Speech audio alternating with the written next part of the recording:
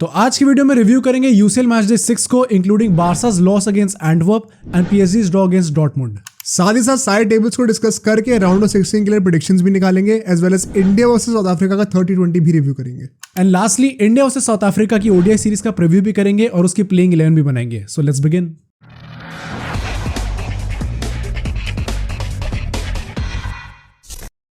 तो यार ये यूसीएल का जो ग्रुप स्टेज था, मतलब 2023 को एंड करा है एक बहुत ही ड्रामेटिक नोट पे। एंड काफी चीजें जो एक्सपेक्टेड थी वो एकदम ही उल्टी हो गई at the very last minute, specially in the group of death. और भी कुछ ऐसे मैचेस है जैसे कि हमारी प्यारी बार्सिलोना, जिन्होंने भी मतलब कुछ अनएक्सपेक्टेड ही करके दिखा दिया है। राइट। एंड पूरे ग्रुप स्टेज को अच्छे से डिस्कस करेंगे, थोड़ी सी राउंड ऑफ 16 के बारे में बातें कर लेंगे कि क्या हो सकता है ड्रॉ पोटेंशियल। एंड इंडिया ने भी भाई तोड़ दिया साउथ अफ्रीका को पूरा। द सूर्य कुमार यादव की बात कर लो, सारे स्पिनर्स की बात कर लो, उसकी भी एक अलग ही प्रॉपर एनालिसिस करनी पड़ेगी समझने के लिए कि क्या हुआ है। एंड अभी ओडीआई सीरीज भी शुरू हो जाएगी वीकेंड से, तो we'll try to make a playing 11 of that as well. देखते हैं कितना सक्सेसफुल होते हैं हम लोग, क्योंकि वहाँ पे भी पता है मैं बना रहा था, काफ़ी प्रॉब्लम्स हैं। ओके, तो let's start with UCL and अपनी बार्सिलोना से स्टार्ट करेंगे, because one of a shocker results था ये। अच्छा, कुछ पॉडकास्ट पहले इफ यू रिमेंबर मैंने कहा था कि अगर बाई चांस बारसा हार जाती है तो there will be a chance कि आइदर ऑफ शख्तार और पोर्तो में से एक टीम टॉप कर सकती है। एंड अल्टीमेटली जब फिनिश करा है तो पोर्तो और बार्सिलोना ने सेम पॉइंट्स पे फिनिश करा है। बस वो हेड टू हेड के चक्कर में हाँ, जीडी भी पोर्तो का ज्यादा था अल्टीमेटली, सिर्फ हेड टू हेड की वजह से बचे।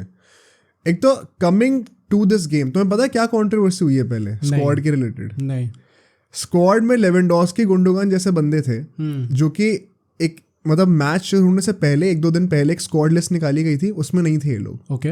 और लास्ट मोमेंट पे स्क्वाड दोबारा चेंज करके नई स्क्वाड निकाली गई है। ओके। ऐसा क्यों हुआ है? क्यों है? अपेरेंटली लपोर्ता और डेको ने इंटरवीन कर दिया कि भाई इन मेन प्लेयर्स को लेके जाओ, क्योंकि कुछ ऐसे 2.8 कुछ मिलियन वो यूरोज मिलने वाले थे मैच जीतने पे। हाँ, राइट। हारी अल्टीमेटली तब भी। द पॉइंट इज कि और फिर अभी मैच के बाद चावी ने भी कुछ ऐसा क्लैरिफाई करा है। इनिशियली बार्सिलोना के ऑफिशियल हैंडल्स बोल रहे थे कि कुछ लॉजिस्टिकल इश्यूज थे, विच इज क्लियरली अ लाई। क्योंकि चावी ने आई थिंक पोस्ट मैच में या प्री मैच में ही बोला था ये बात कि जो इनिशियल लाइनअप थी उसमें मैं भी बैठा था, डेको भी बैठा था, लपोर्ता भी बैठा था, एंड सब एकदम यूनिजन में थे कि यही लाइनअप होनी चाहिए, यही स्क्वाड होनी चाहिए। राइट। और अगर आपने ये चीज पब्लिकली आके बोल दिए कि लपोर्ता और डेको बैठे हुए थे, because the squad is supposed to be picked by just the coach, the manager, तो ये बहुत क्लियर था कि यहाँ पे लपोर्ता और डेको का हाथ था। डेको जिनको नहीं पता है वो वहाँ के मतलब एक्स बार्सिलोना प्लेयर भी रह चुके हैं, वहाँ के स्पोर्टिंग प्रोजेक्ट के हेड भी हैं। सो आई थिंक स्पोर्टिंग प्रोजेक्ट की है या फिर कुछ और है। ओके। मतलब ऐसी कुछ इंपॉर्टेंट पोजीशन भी है। एंड एसेंशियली यहीं से प्रॉब्लमैटिक चीज़ें होनी शुरू हो जाती हैं इन माई ओपिनियन, बिकॉज अगर आपको स्क्वाड पिक करने में भी इतना अनरेस्ट आ रहा है, एक मैनेजर की पावर और एक प्रेसिडेंट की पावर क्लैश कर रही है, it is never a good deal. मतलब आई थिंक लापोर्ता का पॉइंट भी आई डू अंडरस्टैंड, क्योंकि अल्टीमेटली मैच जीतना इंपॉर्टेंट तो था कैसे भी करके भाई। बट अगर कोच ने एक स्क्वाड ली है तो वो हारने के लिए तो पिक नहीं कर रहा, तो you have to trust him कि वो जा कर ही जाएगा स्क्वाड से। जीतने के लिए करा है, but the like I think यहाँ पे इंटरवीन नॉट जस्ट सिर्फ इसमें बार्सा में, आई थिंक हर जो भी टॉप क्लब है वहाँ पे थोड़ा बहुत इंटरवेंशन रहता ही है अपना जो बोर्ड होता है उसका। मे बी पेप गार्डियोला ऐसे टाइप के मैनेजर्स में नहीं होगा, क्योंकि दे ट्रस्ट हिम रिगार्डलेस कि कुछ भी करो ये जिता देगा। एंड उनको कर ही दिया भाई, उनको इतनी जरूरत भी नहीं है ना पैसों की जितनी इसने बार्सिलोना को है। आई थिंक अभी कुछ रिपोर्ट आई थी कि रियल मैड्रिड ने सिर्फ अभी ग्रुप स्टेज में मिला के टोटल में, क्योंकि 6-on-6 विन्स हुई है रियल मैड्रिड की, उनने कुछ 30-40 मिलियन कमा लिए हैं इस टाइम पे। अच्छा, तो जीतना मैचेस इंपॉर्टेंट है, थोड़ा मनी अर्न होता है। तो जो लापोर्ता का पॉइंट है, I think I do understand that, but हाँ essentially it is the job of the manager to pick the team. And अगर है भी ऐसा कुछ तो इसको पब्लिक डोमेन में ऐसे मत बोलना नहीं चाहिए था, इसको हैंडल बेटर तरीके से कर सकते थे। रिगार्डलेस जो स्क्वाड पिक होती है वो होती है, एंड लेवेंडोस्की को स्टार्ट कराया जाता है। इनफैक्ट अगर मैं लाइनअप की बात करूं तो इस बार काफ़ी चेंजेस थे। मैं पर्सनली एक चीज़ पहले ही बोल देता हूँ, आई डोंट थिंक इस मैच में चावी को ज़्यादा ब्लेम कर सकते हैं, और वो क्यों है वो मैं अभी आपको बताऊंगा। देखो पहले स्क्वाड बता दूँ, फिर मैं बताता हूँ उसके पीछे का पर्सपेक्टिव क्या हो सकता है। 2 पर्सपेक्टिव हो सकते हैं एसेंशियली। फरहान टोरेस और यमीन लमाल विंगर्स थे, ऊपर अपना लेवेंडोस्की था। मिडफील्ड में सारे चेंज प्लेयर्स थे, फर्मीन लोपेस था, सर्जियो रोबर्टो था, और डीएमएफ पे अपना ओरियोल रोमेरो वापस आ गया था। लेफ्ट बैक पे बाल्डे फाइनली वापस आ गया था। राइट बैक पे फोर्ट करके एक जो है नया इनका बंदा डेब्यूटेंट था, 17 साल का, 16-17, वो था वहाँ पर। इनाकी पेन ऑफ कोर्स क्योंकि टॉस टेकन अवेलेबल नहीं है। क्रिस्टेंसन और कुंडे सेंटर बैक्स थे हमारे। अराहो वगैरह को रेस्ट दे दिया गया था क्योंकि उनके वो कुछ जॉ में कोई चक्कर चल रहा है उसके। ओके, बेसिकली लाइनअप में काफ़ी चेंजेस थे and still you could see some first team players like Lewandowski, like Kounde, like Christensen.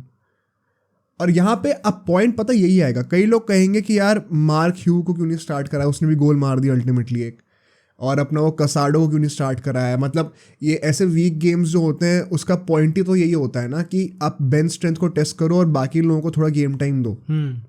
ये सही पर्सपेक्टिव है, बट ये पर्सपेक्टिव से ज़्यादा इंपॉर्टेंट पर्सपेक्टिव आई थिंक इस बार चावी का था, विच वॉज कि ये गेम टाइम देना नए लोगों को तो चलो समझ में आता है, बट जो मेरे मेन टीम के प्लेयर्स हैं जो कि गोल नहीं मार पा रहे, जो कि अच्छा नहीं खेल पा रहे, कुंडे भी स्ट्रगल कर रहा था कुछ टाइम से, अगर ये लोग मेन टीम के साथ स्ट्रगल कर रहे हैं हमारी टॉप टियर टीम्स के साथ, तो शायद इनको एक इजी गेम दे दो जहाँ पे एक गोल स्कोर करके या फिर एक अच्छी डिफेंसिव परफॉर्मेंस देकर अपना कॉन्फिडेंस रीगेन कर लेंगे और फिर बड़े मैच में भी रेप्लिकेट करेंगे। बिकॉज इस लेवल पे क्वाइट फ्रैंकली जितने भी प्लेयर्स बार्सा को रिप्रेजेंट करते हैं, specially the likes of Lewandowski, चलो एटलीस्ट उनके पास क्वालिटी की कमी नहीं होती है, फॉर्म की बात होती है। और फॉर्म एक वीक टीम के अगेंस्ट अगर आप अच्छा कर लो तो वो कैरी फॉरवर्ड होता है बड़े गेम्स में भी।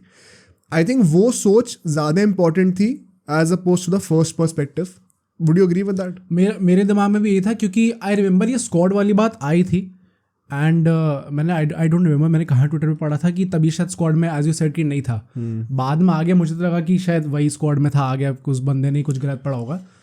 But I do support this argument. मुझे लगता है कि लेवेंडोस्की को स्पेसिफिकली स्टार्ट कराना was important in this game ताकि वो गोल मारे एंड अल्टीमेटली कुछ फॉर्म रिगेन करे। वो भी फिर अल्टीमेटली गोल नहीं मार पाता, वो डिफरेंट बात है।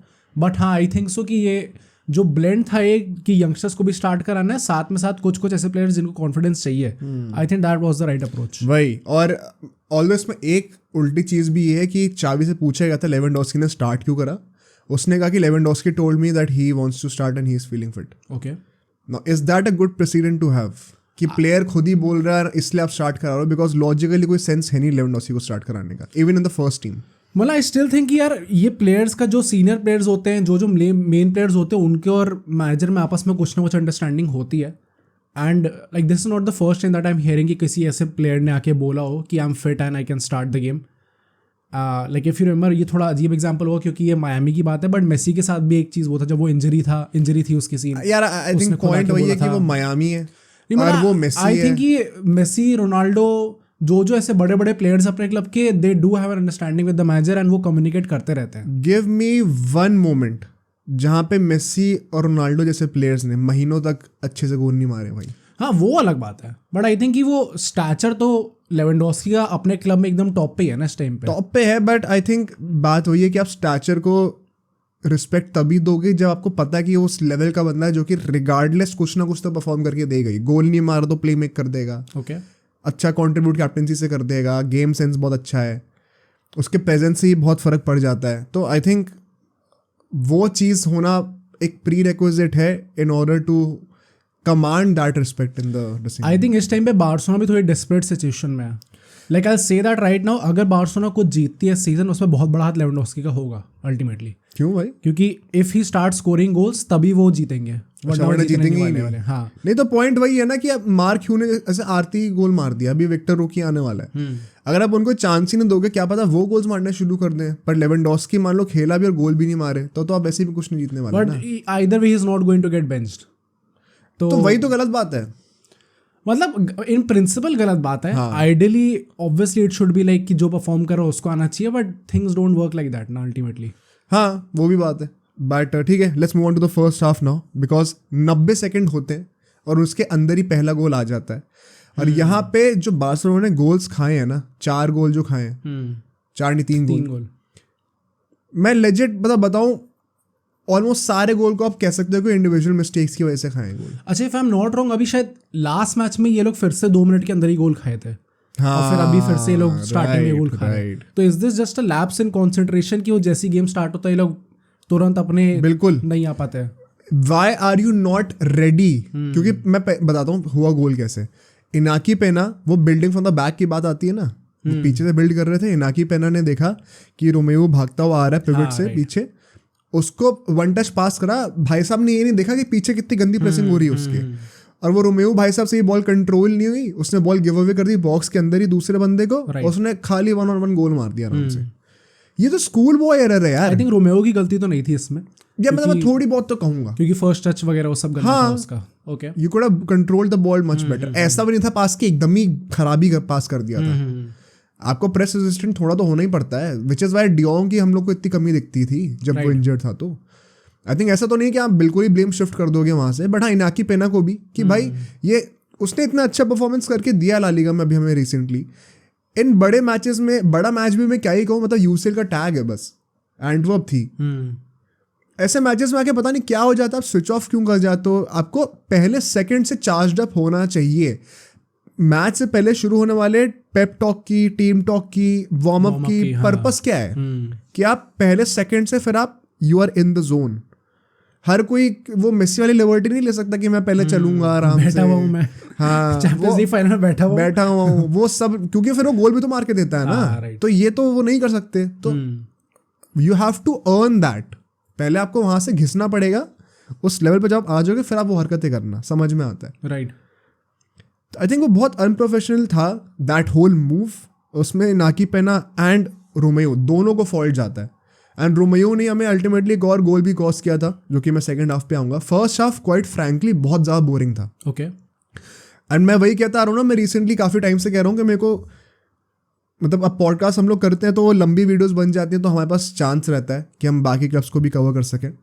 तो हम लोग यूनाइटेड और सिटी को भी कवर करते हैं। I enjoy watching the games much more than watching Barcelona play, even because of the fact कि, मतलब डिस्पाइट द फैक्ट कि मैं बार्सिलोना फैन हूँ, I still kind of get bored कि भाई ये क्या खेल रहे हैं। मतलब इनसे ज़्यादा मजा तो मुझे यूनाइटेड को पिटते देखने में आता है। एंड इट्स सरप्राइजिंग क्योंकि लास्ट सीजन तक ये चीज़ थी नहीं, बार्सिलोना खेल भी रही थी, एंड लाइक काफ़ी मैचेस थे 8-9 गेम से जो उन्होंने 1-0 की स्कोर लाइन से निकाले थे, बट वहाँ पे actually we kind of got to see other side of Barcelona. वहाँ पे वो ग्रिट दिख रही थी, अल्टीमेटली गोल मार के डिफेंड करना उस चीज़ को, वो भी एक आर्ट है फुटबॉल की। बिल्कुल। इस सीजन वो भी चीज़ सही से नहीं दिख रही, एंड वो ब्यूटीफुल स्टाइल ऑफ प्ले जो था वो भी सही से नहीं दिख रहा। इट इज शॉकिंग क्योंकि अब इंजरीज भी अब धीरे धीरे कम हो गई हैं। It is just about form, और टीम स्टार्ट में जेल अप नहीं हो पा रही है इस टाइम पे। तो kind of did not expect Barcelona to start on such note. Start तो चलो कर दिया, वो भी थोड़ा सरप्राइजिंग था, बट अब तो 16-17 गेम्स हो चुके हैं सीजन में, कैरी फॉरवर्ड हो जा रही है। हाँ, अब पूरा जनवरी आने वाला है इस टाइम पे, वो अभी तक चीज चल रही है, दैट इज मोर सरप्राइजिंग। और मैं, मतलब वाई डिड आई से कि ये गेम बहुत बोरिंग था फर्स्ट हाफ में। 20-25 मिनट हो चुके थे, बार्सिलोना के पास 60-65% पोजीशन था, मतलब आराम से बॉल अपने पास रखी हुई थी। 0 शॉट्स टेकन, टारगेट भी नहीं, 0 शॉट्स टेकन। और उनके ऑलरेडी 4 शॉट और 2 उसमें से टारगेट पे भी आ चुके थे और एक गोल भी आ चुका था। अब यहाँ से 20-25 मिनट हो गए, मतलब मान लो कि फर्स्ट हाफ का आधा पार्ट हो चुका है। जो सेकंड पार्ट था ना, ये और बोरिंग है, क्योंकि यहाँ पर एंटवर्प ने भी 0 शॉट्स लिए इसके बाद। ये कई लोग नोटिस नहीं करते, उन्होंने जो शॉट्स लिए थे फर्स्ट हाफ में वो पहले के 10-15 मिनट में ही ले लिए थे, आखिरी के 20-25 मिनट में उनने भी कुछ शॉट वॉट नहीं लिए। और वो गेम ऐसा हो गया था कि बार्सिलोना के पास बॉल है, थोड़ा आगे जाने की कोशिश कर रहे हैं, बॉल लूज कर दी, फिर ये थोड़ा आगे जाने की कोशिश कर रहे हैं, बॉल लूज कर दी, कुछ आउटपुट दिखने को मिल ही नहीं रहा था। It became so boring. Only thanks to Lamine Yamal, जिसने काउंटर पे क्या बॉल निकाली है भाई। Did you get to see that? नहीं भाई, क्या पास निकाला यार। और फरान टोरेस को भी क्रेडिट जाता है। अच्छा, हाँ, ये देखा। हाँ, एक प्रॉपर नंबर 9 वाली रन बनाता है। जब लमीन यमाल ने वो बॉल डाली थी ना, जब उसके पैर से निकली थी, मुझे एक इनिशियल 1 सेकंड के लिए थॉट आया था कि बॉल बहुत तगड़ी है, विजन बहुत तगड़ा है, लेकिन पहुंच नहीं पाएगी फरान टोरेस तक। बट फरान टोरेस ने उसको मेकअप करा और फिर एक टच के बाद ही फिनिश भी कर दिया गिरते गिरते। ग्रेट फिनिश, क्योंकि वो जो रन निकाली थी वो भी लाइक 2 डिफेंडर्स के बीच में से निकाली थी, वो उतनी स्पेस थी भी नहीं डिफेंडर्स के बीच में। तो ये चीज़ हमने ट्वीट भी करी थी, आई रिमेंबर तुमने ट्वीट करी थी कि वो एकदम टिपिकल नंबर 9 मूवमेंट था। ट्वीट में क्या बोला था आगे वही बता दो। हाँ, and like it kind of makes you wonder कि वहाँ पे लेवेंडोस्की क्यों नहीं था भाई, कहाँ है right Lewandowski? In my opinion, मुझे पता है रोमियो ने 2 गोल पड़वाए, कुंडे ने बहुत गंदी डिफेंडिंग करी है। सबसे डिसअपॉइंटिंग जो परफॉर्मेंस थी वो लेवेंडोस्की की थी। कुंडे कितने भी अच्छे डिफेंडर हो, वो डिफेंडर्स का लेवेंडोस्की नहीं है स्टैचर वाइज। रोमियो हमें पता है कि भाई वो बार्सा के लेवल का प्लेयर नहीं है, उसको मेकशिफ्ट लेके आया है टेम्परेरी। लेवेंडोस्की यार, मतलब इसके एंटवर्प के अगेंस्ट तो मार ले यार। Right. And it is not even about the fact कि कुछ कर मतलब गोल नहीं मारा, पूरे गेम में 24 टच थे सिर्फ उसके, ओके सिर्फ 3 टच इन ऑपोजिशन बॉक्स, अच्छा वो 3 रन सिर्फ 3 टच थे। आई एम नॉट इवन श्योर उसने एक शॉट भी नहीं लिया है शायद। और मुझे पता है एक टैक्टिकल चीज मैं यहाँ पे बोलूंगा, of late I have seen, अब मुझे पता नहीं है चाबी करवा रहा है कि नहीं करवा रहा है, लेवेंडोस्की को मैं कई बार देखूंगा कि मिडफील्ड में भी ड्रॉप करने का ट्राई कर रहा है, कई बार मैं देखूंगा कि लेफ्ट विंग की तरफ भी जा रहा है बाल्डे या कैंसलो के पास। ये क्यों कर रहा है भाई? तेरा काम है ही नहीं, वो एक्स्ट्रा काम क्यों कर रहा है? जो काम के लिए लिया है वो नहीं करके दे रहा बस। तो अगर आपका काम एज अ गोल स्कोरर है कि आपको आउटपुट को फिनिश करके देना है, बस उस पर स्टिक करो ना। जब वो होने लग जाएगा फिर आप जो भी करोगे वो अच्छा ही होगा। जब कॉन्फिडेंस ट्रांसलेट करता है तो सब अच्छा होता है। वो जो हम लोग कहते थे ना पहले मेसी के साथ कि अर्जेंटीना में गोल नहीं आ रहे होते थे तो वो पीछे ड्रॉप करना शुरू कर देता था। भाई वो प्ले मेक कर सकता है, उसके पास वो विजन है। लेवेंडोस्की क्वाइट फ्रैंकली ऐसा लगता है कि मिडफील्ड में आके अभी बॉडी हो जाएगा और बॉल लूज कर देगा। एंड रिगार्डलेस आई थिंक जो भी स्ट्राइकर्स ये काम करते हैं, टाइम्स जब स्ट्राइकर्स का कॉन्फिडेंस उतना नहीं होता तो they do have a tendency to fall back, ताकि थोड़ा गेम में इन्वॉल्वमेंट बढ़े। Just stop you just once, just एक चीज ऐड करता हूँ, ये स्किल सेट हर किसी की बस की बात नहीं होती है। नहीं होती, ये बहुत कम स्ट्राइकर्स के पास होता है। एंड आई थिंक एक वो भी फैक्टर होता है कि एट टाइम्स ये इसलिए भी कर रहे होते हो क्योंकि बॉल उधर तक पहुंच ही नहीं पाती। I remember Ronaldo used to do this at times at United, और वो इसलिए होता था क्योंकि बॉल तो वहां तक पहुंच ही नहीं रही उनके बॉक्स तक, तो कुछ ना कुछ तो इन्वॉल्व होना ही पड़ेगा आपको आगे पीछे, क्योंकि बॉल तो आगे आ ही नहीं रही। यहाँ पे Barca as a system and उनके जो विंगर्स हैं, अटैकर्स हैं, मिडफील्डर्स हैं, they have the capability to at least take the ball to the opposition box. उतना वो कर सकते हैं, आगे काम उनसे नहीं हो पा रहा है। एज वी सेड कि एक्सजी उनका है, वो चांसेस कन्वर्ट नहीं हो पा रहे। तो there is not much need of Lewandowski dropping back, क्योंकि आप आगे रहोगे, बॉल आप तक तो पहुंच ही रही है बॉल, तो आपको बस वो फाइनल थर्ड में आपको काम करना है जो भी करना है। That is also a great point कि ऐसा नहीं कि हम एक्सजी नहीं क्रिएट कर पा रहे हैं, कि हमारे पास क्रिएटिविटी नहीं है, इसलिए लेवेंडोस्की को पीछे आना पड़ रहा है। वो चीज़ हमने टेकन केयर ऑफ कर रखी है पूरी, आपको बस फिनिश करना है। And still Lewandowski is playing everywhere except his position. वो थोड़ा मुझे भी वियर्ड लगता है। Towards the end of the first half एक पेनल्टी शॉट थोड़ी ऐसी बन रही थी वहाँ पे बार्सिलोना के अगेंस्ट, बट आई थिंक वो पेनल्टी नहीं थी एंड राइटफुली नहीं दी गई थी। बट अब सेकेंड हाफ पे आते हैं, बिकॉज यहाँ से ड्रामा शुरू होता है और बहुत लाइवली था सेकेंड हाफ। मतलब जितना मैं बोर हो रहा था फर्स्ट हाफ में उतना एंटरटेन हुआ। ओके, सेकेंड हाफ शुरू ही हुआ था, 2-3 मिनट ही हुए थे और एंटो ने गोल मार दिया था, बट वो ऑफ साइड हो गया।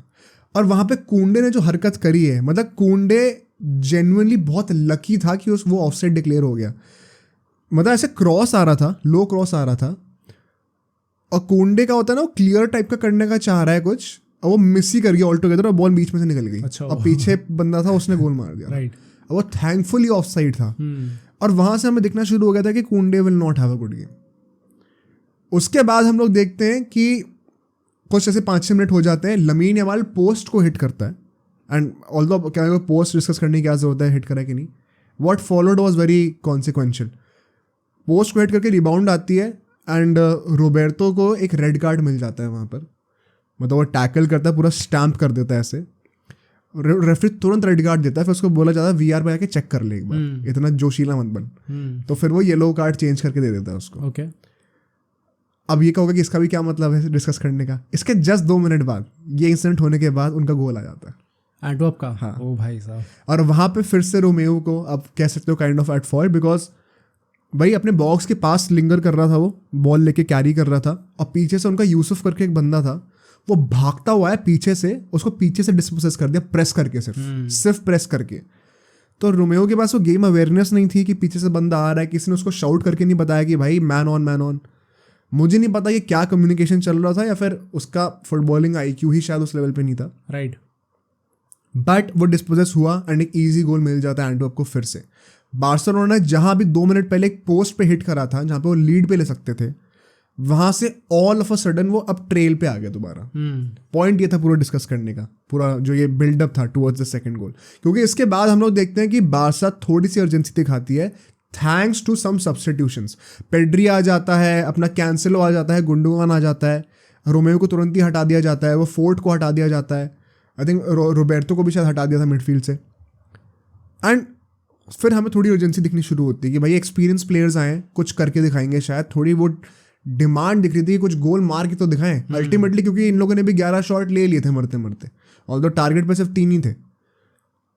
और हमें वो चीज़ दिख रही होती है, बार्सिलोना ट्राई कर रही है गेम बनाने का, ऑल आउट जाने का कोशिश कर रही है, बट ऑल आउट जाने का मतलब क्या है कि अब पीछे आपकी स्पेस बहुत मिलेगी। तो काउंटर पे एंटवर्प भी पूरा चढ़ी हुई है, बहुत एंड टू एंड गेम हो गया था, बहुत मजा आ रहा था देखने में। और फिर हम लोग देखते हैं कि 80 मिनट के बाद से एंटवर्प ने वो टिपिकल जो कि कोई भी टीम करेगी, लो ब्लॉक, हाँ एक गोल की लीड है तो फिर वही करना पड़ेगा। अब बार्सिलोना पूरा अपना स्टैट्स को पूरा वो कर रही थी, बढ़ा रही थी अपना पोजीशन, पासेस सब बढ़ा रही थी, स्टैट्स वगैरह। एंड थैंकफुली एक फ्री किक मिल जाती है हम लोगों को। By this time by the way Casado भी आ चुका था, अपना मार्क ह्यू भी आ चुका था, लेवेंडोस्की वगैरह को सब ऑफ कर दिया था, दोनों ये यंगस्टर्स आ गए थे। गुंडोगान एक डालता है, बॉल डालता है फ्री किक से। मार्क ह्यू की जो रन थी आई थिंक वो बहुत अंडररेटेड जाएगी वहाँ पर। एक जो होता है ना कि 2-3 डिफेंडर्स को ऐसे हटा के कूद के हेडर मारना, वो जो एक इंटेंट दिख रहा होता है ना नंबर 9 से, एग्जैक्टली वही तो कमी है लेवेंडोस्की में। This came in extra time right? नहीं, ये 85th कुछ मिनट के आसपास आया था, somewhere around that. And it makes you wonder कि लेवेंडोस्की में वो एजिंग इशू है या फिर जेन्युइनली एक लैक ऑफ इंटेंट वाला इशू है। आई थिंक इस टाइम पे तो दोनों ही लग रहा है, like not lack of intent I would say, क्योंकि लाइक इंटेंट तो हम एक्सपेक्ट करते हैं, वो इतना प्रोफेशनल है कि वो दिखाएगा वो चीज़। आई थिंक वो एज इशू है कि उसकी बॉडी डिक्लाइन कर रही है इस टाइम पे, एंड ऑल्सो वो कॉन्फिडेंस कुछ ज़्यादा ही कम होता जा रहा है धीरे धीरे। लाइक अगर अभी कुछ पॉडकास्ट पहले भी डिस्कस कि अगर एक स्ट्राइकर जो है वो बॉल कंट्रोल भी नहीं कर पा रहा, फर्स्ट टच भी खराब हो रहा है, पास 5 यार्ड पासेस भी नहीं कर पा रहा, देन इट जेन्युइनली मीन्स कि कुछ ज़्यादा ही गंदा कॉन्फिडेंस हिट हो रखा है उसका। एंड लाइक एक गंदी बात यह है उसके लिए कि गोल आ ही नहीं रहे उसके। यूजुअली जो भी स्ट्राइकर होते हैं वो प्रॉब्ली चलो 1 महीना 2 महीना उसके तो रैशफोर्ड भी गोल मार देता है। इतनी बेइज्जती भी नहीं करनी चाहिए भाई कि रैशफोर्ड से कंपेयर कर रहे हो, बट नहीं हाँ, मतलब मैं वैसे कह रहा हूँ कि 2-3 महीने का फॉर्म आता है उसका, फिर वो भी चला ही जाता है।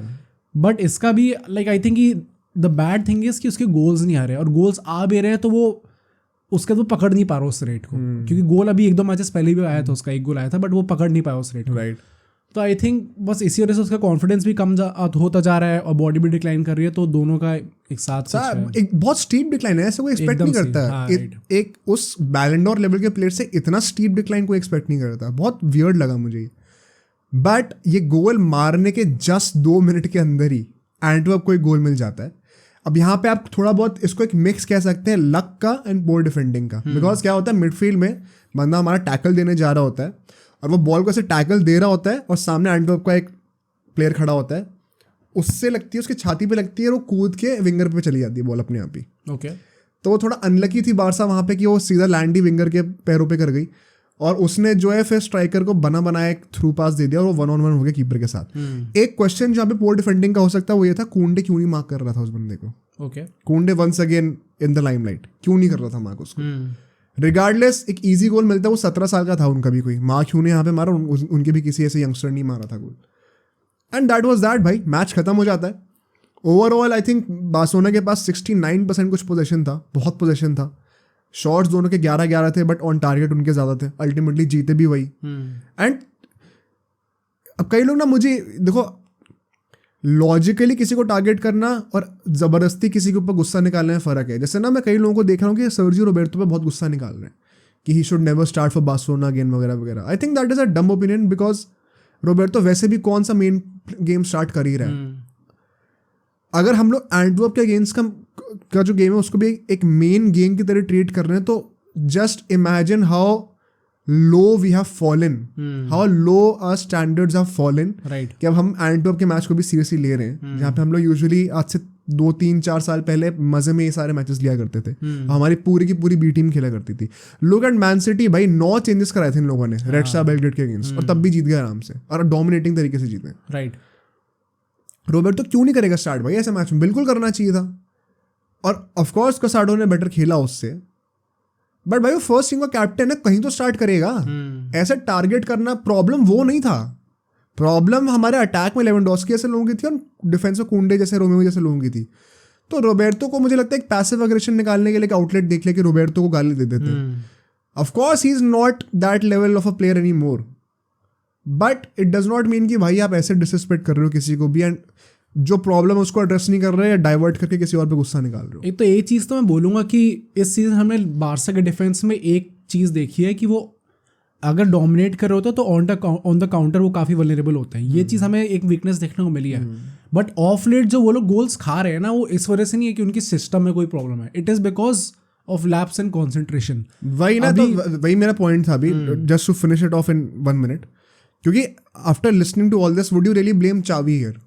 नहीं, इस मैच में तो मैं नहीं करूँगा, क्योंकि लाइक आई थिंक कि वैसे भी उसकी ए टीम नहीं खेल रही थी first of all, and secondly जो गोल खाया वो काफी individual I think A team ना खेलना बहाना नहीं है, बिकॉज भाई एंटवर्प कहाँ और बार्सिलोना कहाँ। हाँ, वैसे ऑल्सो एंटवर्प का इस सीजन यूसीएल में ग्रुप स्टेजेस में अभी तक का वर्स्ट डिफेंसिव रिकॉर्ड है, worse than United. Okay, second अभी तक यूनाइटेड का था, फिर अब 2 गोल ये लोग खा गए, तो फिर इनका हो गया। तो इनके अगेंस्ट भी हाँ कायदे से तो there is not any excuse कि आपको एक ही मैच जीते हैं जो कि अभी जीते हैं। हाँ, कुछ ऐसा एक्सक्यूज है नहीं। एंड आई थिंक रिगार्डलेस ये जो ग्रुप था बार्सिलोना का, यहाँ पे ऑन टाइड पॉइंट्स फिनिश करना अल्टीमेटली फर्स्ट आ रहे हो वो ठीक है, बट टाइड पॉइंट्स के साथ आ रहे हो, I think that is a shame भाई। उसको भी डिस्कस करेंगे जब we'll discuss the round of for every group.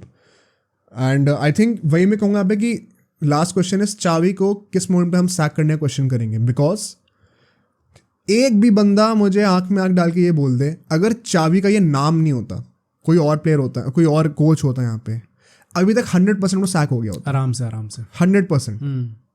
Common भी भाई लेजेंड था बारसा का, हमें पता नहीं बिकॉज हमारी जनरेशन ने देखा नहीं है। चावी क्योंकि एक गॉड लेवल का लेजेंड है हमारे क्लब का, इसलिए उसको इतना ट्रस्ट दिया जा रहा है।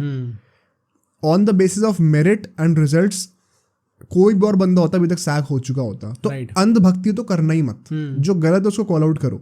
बट इन योर ओपिनियन अगर ये सीजन ट्रॉफीलेस जाता है, जो कि बहुत हाईली लाइकली है, शुड चावी B sacked? Ideally yes, but वही पॉइंट है कि आप हटाओगे तो और किसको लाओगे? और कोई मैनेजर इतना केपेबल है इस टाइम पे जिसको बार्सिलोना लाया जा सकता है?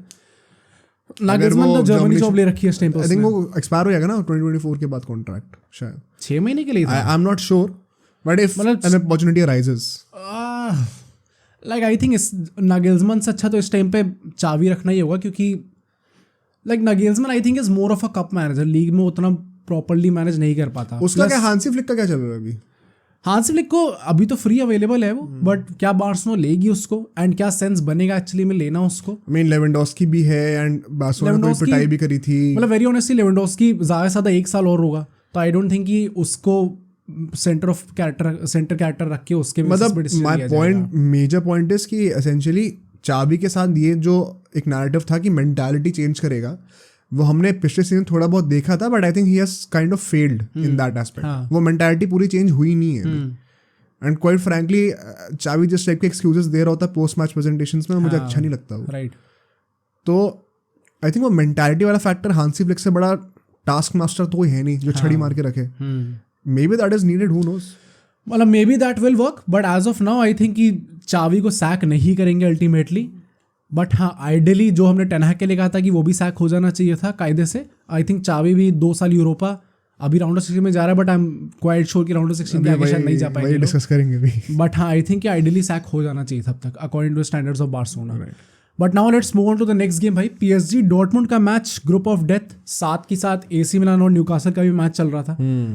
काफ़ी इंटरेस्टिंग मैच था आई थिंक, क्योंकि लाइक फर्स्ट हाफ इंटरेस्टिंग था, second half was not interesting. Okay, and let's start with the lineup first of all. पहले तो डॉर्टमुंड में मैच था, अगेन हमें वो एटमॉस्फेयर देखने को मिला जो येलो वॉल देखने को मिलती है उनकी, तो दैट वाज वगैरह ये बनाते हैं ना तगड़ा सा कुछ। हाँ, टिफो भी अच्छा बनाते हैं, right. Dortmund was again going with the 4-2-3-1, usually इसी के साथ गए हैं पूरे सीजन में वो लोग, एंड PSG 4-3-3 के साथ जा रही थी।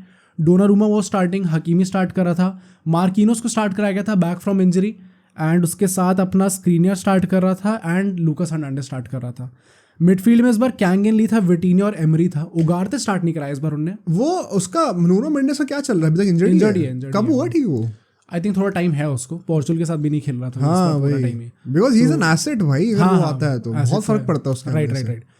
एंड मिडफील्ड में आई थिंक एक चीज़ थी कि विटिनिया एमरी और कैंगन ली में आई थिंक विटिनिया को नहीं कराना चाहिए था स्टार्ट, क्योंकि उगारते एक प्रॉपर CDM पोजीशन पे खेल के डिक्टेट कर सकता है प्ले को ज़्यादा अच्छे से। May be he did not have a good past few games, इस वजह से शायद विटिनिया को स्टार्ट कराया गया।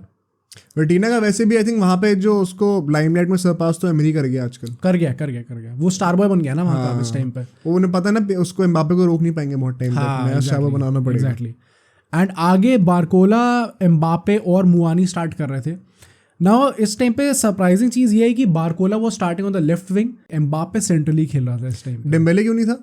डोंट नो क्यों था, स्क्वाड में था बट उसे स्टार्ट नहीं कराया गया। अच्छा, इंजर्ड था क्या कुछ?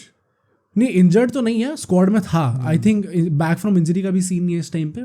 आई थिंक कुछ उसका अपना टैक्टिकल कुछ रीज़न होगा। अच्छा, very honestly I don't think कि बारकोला को स्टार्ट करना चाहिए था यहाँ पे, क्योंकि ही do not have a good game. Actually मुआनी का भी गेम अच्छा नहीं गया। यू कुड आर्ग्यू कि ये लोग अपने पोजीशंस में नहीं खेल रहे थे, शायद नहीं खेल रहे थे, बट लाइक मैं इसमें गेम में बताऊंगा कि इनके जो फ्रंट थ्री थे एक्चुअली में दे वर वेरी फ्लूइड। वो तो आया, वो हमने देखा, क्योंकि तीनों इन एक्चुअल सेंस वो विंगर्स ही हैं। मुआनी भी उसको आगे खिला देते हैं, बट वो he can play the left wing right wing position खेल सकता है। बारकोला एक्चुअली में एक विंगर है, एम्बापे एक्चुअली में एक विंगर है। तो बहुत ज़्यादा फ्लूइड था, कोई भी राइट में आ रहा है, कोई भी लेफ्ट में आ रहा है, कोई भी सेंट्रली आ रहा है। एंड इस गेम में एक जो चीज़ देखने को मिली which might set the president, कि अपना जो एम्बापे था वो बीच में तो खेल रहा था बट काइंड ऑफ एक फॉल्स नाइन पोजीशन थी उसकी। At times he was dropping back, वो होगा ही होगा। हाँ, और वो पीछे से पासेस निकाल रहा था। And surprisingly he was quite good at it as well, क्योंकि इस मैच में he created the most chances. 4 chances बनाए और 2 बिग चांसेस भी बनाए ultimately. And Mbappe actually had a great game, कुछ 6 ड्रिबल भी करी थी उसने पूरे मैच में। तो like ideally man of the match performance थी उसकी। सो एम्बापे का रोल काफ़ी अच्छा था इसमें, बट आई थिंक मुआनी और अपना Barcola they did not have a great game. Start I think काफ़ी अच्छा होता है। And first of all overall की बात करूँ ना तो लाइक जेन्युइनली लग रहा था कि हाँ भाई ये गेम बहुत मैटर करता है। अच्छा, क्योंकि लाइक डॉर्टमुंड के लिए उतना मैटर नहीं करता, क्योंकि रिगार्डलेस वो लोग टॉप करने वाले थे ग्रुप, बट पीएसजी के लिए चीज़ मैटर करती थी। वहाँ पे न्यूकासल और अपना मिलान का मैच चल रहा था, जिसमें न्यूकासल ने पहले गोल मार दिया था। एक पॉइंट ऑफ टाइम पे पीएसजी यूरोपा जा रही थी और मैं इतना खुश था उस टाइम पे कि not just because PSG as a club is, I don't like that club, but Mbappe Europa खेलता भाई। नहीं, आई थिंक ये एक रेयर मोमेंट था जहाँ पे जेन्युइनली पूरी football community, as far as at least India is concerned, सब कलेक्टिवली चाहते थे कि पीएसजी ना करे, राइट। बहुत रेयर ऐसा होता है कि मेसी, रोनाल्डो और इन सब अलग अलग क्लब्स के फैन सब मिलजुल कर एक पर्टिकुलर क्लब और एंटिटी के ऊपर हेट टारगेट कर रहे हैं। Right. So it was interesting to see. And ultimately इस मैच में आई थिंक फर्स्ट हाफ में इतना एंटरटेनिंग था, बहुत सारे चांसेस देखने को मिले हमें। लाइक पीएसजी की तरफ से थोड़े ज़्यादा क्वालिटी बेटर थी चांसेस की, but in saying that Dortmund was also right up there. बहुत अच्छे चांसेस दोनों टीम्स बना रही थी।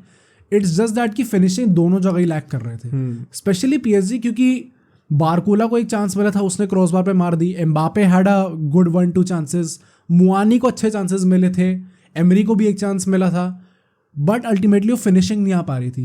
क्योंकि अगर मैं सिर्फ स्टैट्स के बेसिस पे बताऊं तो पीएसजी का फर्स्ट हाफ में 2 का एक्सजी क्रिएट हो गया था, डॉर्टमुंड का भी 1 का एक्सजी क्रिएट हो चुका था।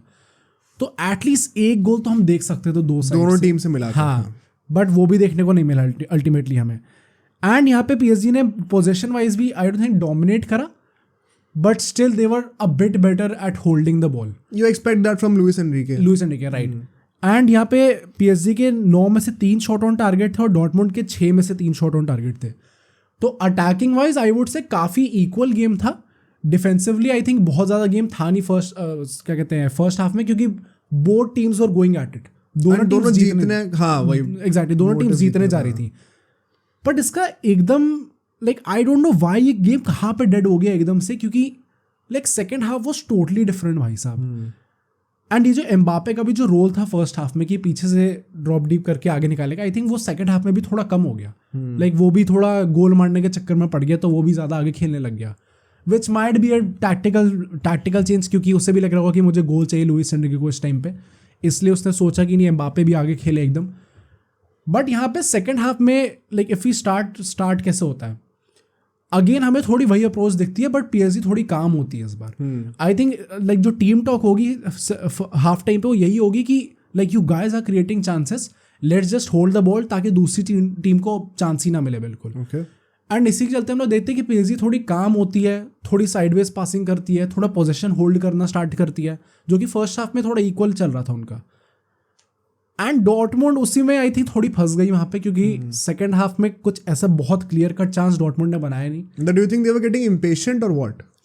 डॉर्टमुंड हाँ नहीं, आई थिंक एक वो होता है ना कि एक साइड बेटर है, लाइक वी नो कि PSG is the better on side, paper बहुत better हाँ बेटर है, तो वो क्वालिटी डिफरेंस दिख जाता है कहीं ना कहीं, not just on paper but वहाँ पे आपका जो मैनेजर है वो भी टैक्टिकली सुपीरियर मैनेजर है। ट्रू। तो even entering this game I think सबको यही लग रहा था कि हाँ यार डॉर्टमुंड की जीतने के चांस है, बट सबको लगा था शायद PSG निकाल लेगी मैच कुछ ना कुछ करके। तो आई थिंक वो क्वालिटी डिफरेंस दिख जाता है at some point of time, चाहे आपने स्टार्ट कितना भी अच्छा करा हो गेम में। फिर हम लोग देखते हैं कि 51 मिनट के अंदर ही डॉर्टमुंड की तरफ से एक गोल आता है और DME गोल मारता है, एंड यहाँ पे हमें हकीमी का थोड़ा एक लैप्स इन कॉन्सेंट्रेशन दिखता है, लाइक आउटसाइड से हकीमी के पास बॉल आती है, वो बहुत चीप वे में पोजीशन लूज करता है, and what followed was more surprising क्योंकि हकीमी बिल्कुल ट्रैक बैक नहीं करता, बॉक्स के जस्ट पास आपने पोजीशन लूज कराए, लिटरली वो जॉग करते करते जा रहा था पूरा, like if you see that goal पूरी वीडियो देखोगे तो उसमें दिखेगा कि उस आउटसाइड से लेके गोल के होने तक Hakimi was literally just jogging, और बहुत स्लो जॉगिंग जो होती है। ओके। तो आप बहुत पेसी बंदे हो भाई, आपसे ये चीज एक्सपेक्ट नहीं हो रही है। आपका डिफेंसिव जितने भी एबिलिटीज हैं वो मेनली आपके पेस पे रिलाई करते हैं, Exactly. सिर्फ technically speaking you are not that great of a defender. तो आई थिंक कि वहाँ पे वो कर सकता था, एंड अल्टीमेटली जो बंदा उससे लेता है बॉल, फलकर्क समथिंग कुछ करके उसका नाम था, वो भी एकदम फिर कटबैक करता है और वहाँ से बहुत ईजी एक tap and sort of goal मिल जाता है DME को।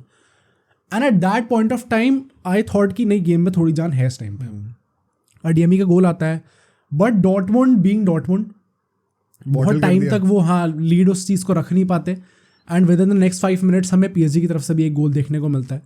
ज़ाहिर एमरी भाई साहब गोल मारते हैं इस बार, Mbappe makes a very good run on the left hand side and box के अंदर एंटर करता है एंड कटबैक करता है भाई। अरे भाई ये तो मेसी के टाइम पे नहीं करा भाई ने। कटबैक करता है बट वो सक्सेसफुल नहीं होता। अच्छा। डिफेंडर इंटरसेप्ट कर लेता है एंड वो बॉल डिफेंडर से लग के ले ऑफ होती है outside the box, emery ball लेके आता है और फिर वहाँ से शूट मारता है, a very powerful shoot and a very good goal. But वही बात है कि भाई साहब एम्बापे भी मतलब कुछ ट्राई तो करा एटलीस्ट उसने पास करने का वहाँ से, वरना हम देखते ही कई बार शूट ही ले लेता है वहाँ से। आई थिंक मे बी आज वो थोड़ा प्ले मेकर जोन में ज़्यादा था क्योंकि इससे पहले भी उस हो सकता पोजीशन पे खेला हुआ था। नहीं एक्चुअली में हो सकता है क्योंकि आई थिंक इस टाइम पे कुछ वो भी था ना उसके दिमाग में भी होगा कि भाई अगर यूरोपा लीग खेलना पड़ गया मुझे भाई चांस आज अपना गोल छोड़ के टीम को जिता लेते हैं। हाँ जिता लेते हैं, राइट।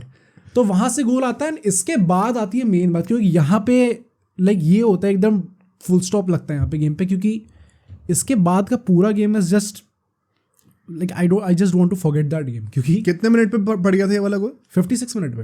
अच्छा अभी मतलब 35-40 मिनट अभी और थे। बहुत लंबा गेम बचा है।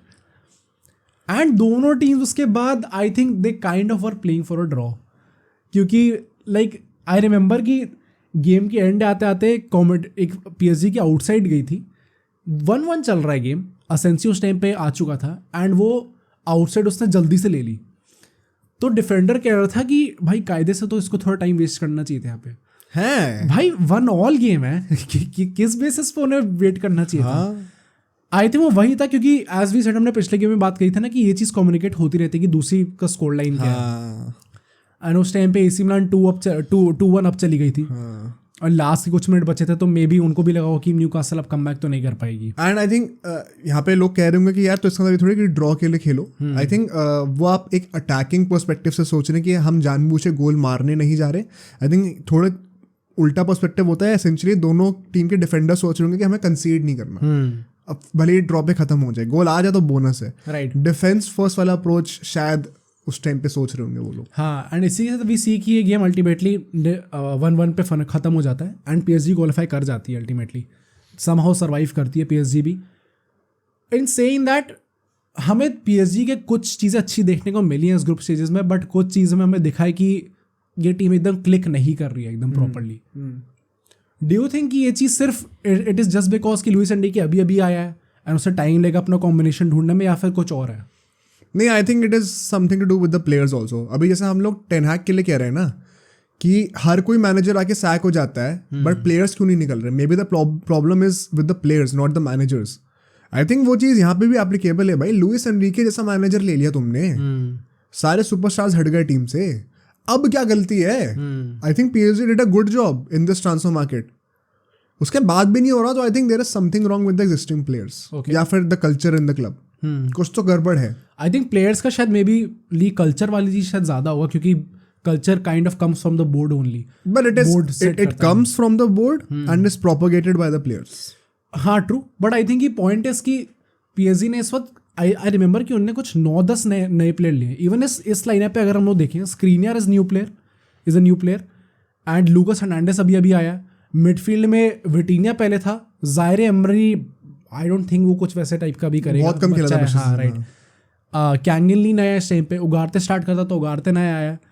आगे बारकोला, हाँ बारकोला भी अभी नया आया एंड मुआनी अभी नया आया है। डेम्बेले भी नया है। आई थिंक वो it still does not matter that much कि प्लेयर नया है कि नहीं, क्योंकि हमने 20-21 वाले सीजन में 21-22 वाले सीजन में देखा था कि मेसी आती ही भाई कंप्लेंट करना शुरू कर रहा था। मतलब अब now we know from this मतलब interviews now that he has left PSG कि भाई उसको पहले से ही लग रहा था कि कौन से ये पिंजरे में आ गया हूँ मैं, कोई कल्चर नहीं है यहाँ पे, कोई सीरियसनेस नहीं है, कोई वर्क एथिक नहीं है, पता नहीं कहाँ फंसा रखा है। यहाँ पे लोग पेनल्टी के लिए आपस में लड़ते रहते हैं। तो अगर मेसी ऐसे बंदे को जिसने इतना खेला हुआ है उसको ऐसा लग रहा है, आई थिंक कुछ ऐसे रिपोर्ट्स थी कि रामोस को भी लगता था ऐसा समवॉट। तो फिर ये तो नए प्लेयर्स हैं, इनको तो लगेगा, मतलब लगेगा और कुछ कर भी नहीं पाएंगे वो। They will imbibe that culture, क्योंकि रिलैक्स कल्चर है काफ़ी वहाँ पे, पार्टी कल्चर बहुत है, फोकस कम है। Right, and in saying that if you just talk about the अपना न्यूकासल और मिलान वाला मैच, क्योंकि वो भी बहुत इंपॉर्टेंट था। राइट, लाइक आई थिंक वो गेम स्टार्ट काफ़ी अच्छा हुआ था न्यूकासल की तरफ से, हमें प्रॉपरली वो चीज़ देखने को मिली थी, वो they are going at it भाई, उनको कैसे करके क्वालिफाई करना है। एंड जिनको नहीं पता, अगर वो जीत जाते हैं तो रिगार्डलेस PSG का जो भी रिजल्ट होता, नहीं PSG को हारना जरूरी था और इनको जीतना जरूरी था, न्यूकासल को। हाँ, और वो गोल आ चुका था डॉर्टमुंड की तरफ से, तब ये लोग भी एक और ये लीड पे थे। तो स्टार्ट काफ़ी अच्छा गया था। पूरे फर्स्ट हाफ में Newcastle was the main team, protagonist वही थी वहाँ पे। काफ़ी शॉट भी ज़्यादा लिए थे, मिलान के 0 शॉट्स ऑन टारगेट थे उस टाइम पे। बट द पॉइंट इज की डिफेंडिंग काफ़ी अच्छी थी। एक गोल जो लिंटन का आ गया था काफ़ी अच्छा, बट उसके अलावा देखें तो Newcastle could have scored more goals first half में। एंड सेकेंड हाफ में आई थिंक टाइड एकदम ही चेंज हो गई। It is may be because कि न्यूकासल इतनी ज़्यादा अटैक करने के मूड में थी कि पीछे काफ़ी ज़्यादा वनरेबल हो जा रहे थे वो लोग। आई थिंक यहाँ पे थोड़ी इमेच्योरिटी नहीं दिखी, दिख गई कि आप 1 की लीड प्रोटेक्ट कर सकते हो, आपने करा हुआ है। राइट, तो वो हाँ लो ब्लॉक बना के पूरा, स्पेशली जब मिलान भी अटैक नहीं कर रही होती। हाँ, और मिलान कौन सी बहुत तगड़ी अटैकिंग टीम कर रही है। एग्जैक्टली। बट आई थिंक वो सेकंड हाफ में एकदम ही चेंज इसलिए हुआ क्योंकि वो लाइक अपने डिफेंस में इतने स्पेसेस छोड़ दे रहे थे। Second half was totally different. AC Milan was the main team, वहां पे उन्होंने 5 बिग चांसेस क्रिएट करे। जैसे लियाओ ने भी बहुत सिटर से छोड़ दिया था, ऐसे कुछ छोड़े हैं काफी चांसेस उन्होंने मिस करे अल्टीमेटली कुछ चिक्वेजे ने गोल मारा था 84 समथिंग मिनट पे जाके उनका गोल आया था, उससे पहले पुलिस सच ने मार दिया था एक। But I think it was a game जहाँ पे न्यूकासल ले जा सकती थी। बट वही बात है कि बहुत टाइम बाद अभी चैंपियंस लीग में आए हैं एंड रिगार्डलेस अच्छी परफॉर्मेंस, आई वुड से कि ग्रुप ऑफ डेथ में इतना क्लोज आना despite being the underdog team, I think बड़ी बात थी उनके लिए। बट इसी के चलते अल्टीमेटली क्वालिफाई कर जाती है PSG and Dortmund. And if we look at the other matches, यहाँ पे सिटी जो है 3-2 जीती है रेड स्टार बेलग्रेड से।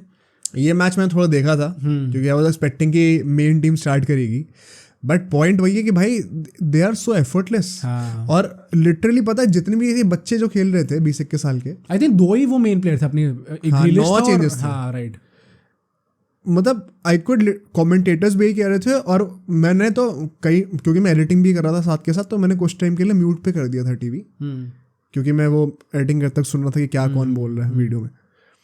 And I was seeing the match, TV सामने था, मुझे देख के भी लग रहा था कि कितने मेच्योरिटी के साथ खेल रहे हैं भाई players. They know exactly what to do, when to do and how to execute it.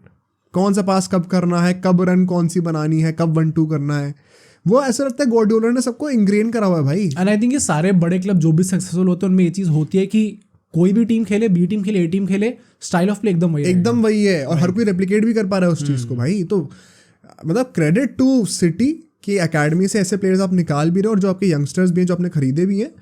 एक जो कल्चर है ना भाई, कल्चर की बात करते हैं दोबारा, जो हमने PSG के लिए कहा, वो कल्चर दिखता है भाई यहाँ पे। डिसिप्लिन है, प्रोफेशनलिज्म है, आपको पता है आपसे क्या एक्सपेक्टेड है, कैसे टैक्टिक्स इंप्लीमेंट करने, अंडरस्टैंडिंग ऑफ द गेम। मुझे ऐसा लगता है कि हर किसी के पास भगवान का दिया हुआ तो नहीं होता, गॉड गिफ्ट टैलेंट तो नहीं होता कि सभी की, जो भी सिटी जा रहा है सभी की बहुत अच्छी अंडरस्टैंडिंग है गेम की। राइट, तो वो गार्डियोला ने बनाई होगी। ये कहता ना, मतलब गधे को भी इंसान बना दिया वाली बात, मतलब नॉट वो पैरेलल में ड्रॉ नहीं करना चाहते हैं ऑफ कोर्स, एक एग्जैजरेटेड वर्जन बता रहा हूँ, बट हाँ मतलब इमेच्योर यंग प्लेयर्स को उस उम्र पे ही इतना मेच्योर बना देना, that is what I mean, कि मतलब ये गार्डियोला का क्वालिटी है भाई ये चीज। राइट, एंड उसके बाद अपना लाइप्जिग जो है 2-1 जीत जाती है यंग बॉयज से। एटलेटिको 2-0 जीती है लाजियो से काफी डोमिनेटिंग फैशन में। काफी एटलेटिको इज बॉलिंग भाई, हाँ क्रेजी परफॉर्मेंस। मतलब वो कैसे हार गए बारसा से अब मुझे लग रहा है सोच के। एक्चुअली में सेल्टिक 2-1 जीत जाती है फाइनूट से। एंड शख्तार और पोर्तो का मैच भी काफी अच्छा हुआ है। 8 गोल पड़े टोटल मैच में, पोर्तो 5-3 जीत जाती है। शख्तार का शायद वो सीन था कि let's start with group A. हाँ अपना ग्रुप ए कौन सा था भाई? ग्रुप ए आई थिंक उसका है, बायर्न और यूनाइटेड वाला ही तो है। अच्छा हाँ राइट। नहीं तो वो ग्रुप तो हमने डिस्कस करा हुआ है। मतलब let's quickly cover the first and second positions and कौन यूरोपा जा रहा है, राइट। एंड फिर वील ट्राई टू थोड़ा एनालाइज करने का ट्राई करते हैं कि जैसे मैड्रिड हो गई, बारसा हो गई, जो हमारी टीम्स हैं, राउंड 16 में कौन मिल सकता है एंड क्या चांसेस लग रहे हैं। सो बायर्न और कोपेनहेगन जा रही है अपने ग्रुप ए से। And Copenhagen is second. हाँ गिलाटासराय जो अपना यूरोपा लीग खेलने जाएगी, एंड यूनाइटेड हमारे घर बैठेंगे। एंड आर्सेनल और पीएसवी जा रही है ग्रुप बी में से। पीएसवी सेकंड आई है इस बार, आर्सेनल टॉप करा है ग्रुप अपना। लेंस जो है वो थर्ड आई है, अपना यूरोपा लीग खेलेगी। Real Madrid Napoli obviously going to the Champions League. Sevilla बाहर हो गई, वो तो बता दो। हाँ सेविया बाहर फोर्थ आई है भाई। मतलब ये पहले 2 ग्रुप्स में ही आई थिंक यूनाइटेड और सेविया का लास्ट आने बहुत बड़े शॉकर है। Exactly. And real Madrid Napoli जाती है अपना राउंड ऑफ 16 में, नापोली बीन सेकंड। ब्रागा जो है अपना यूरोपा लीग जाती है, एंड यूनियन बर्लिन जस्ट रह जाती है यूरोपा लीग में खेलने से। रियल सोसिएडाड टॉप करती है अपना ग्रुप। कौन सा ग्रुप है ये वाला? Group D. इंटर सेकंड आती है, बेनफिका थर्ड आती है, एंड साल्जबर्ग फोर्थ आती है। आई थिंक यहाँ पे बहुत एक शॉकर यही था कि इंटर जो है वो सेकंड आई है, but I think real Sociedad is also different beast in this season. And मतलब जितने भी लोग बेनफिका की टीम को देखते हुए आ रहे हैं, पिछले सीजन से कंपेयर मत करना। इस बार एक्सपेक्टेड ही था कि टॉप 2 में नहीं आएंगे। It was not the same team. And group E में एथलेटिको टॉप करती है, लाजियो सेकंड आती है, Feyenoord is going to the Europa League, and Celtic जो है बाहर हो जाती है। ये काफी एकदम आई थिंक नॉर्मल है कुछ ऐसा। मतलब फाइनोड क्या सेल्टिक से इतनी बेटर है? फाइनोड इज, जिनको नहीं पता है, एक टाइम पे क्रोएफ खेला था वहां से। सेल्टिक लास्ट सीजन तक अच्छी थी, फिर जब वो आंज पोस्टेकोग्लू जब वहां से चला गया, क्योंकि उसने डोमेस्टिक अपना ट्रेबल जितवाया था वहां पे उसको लास्ट सीजन। अच्छा। तभी वो नॉमिनेट हुआ था अभी बेस्ट कोच वगैरह समथिंग के लिए।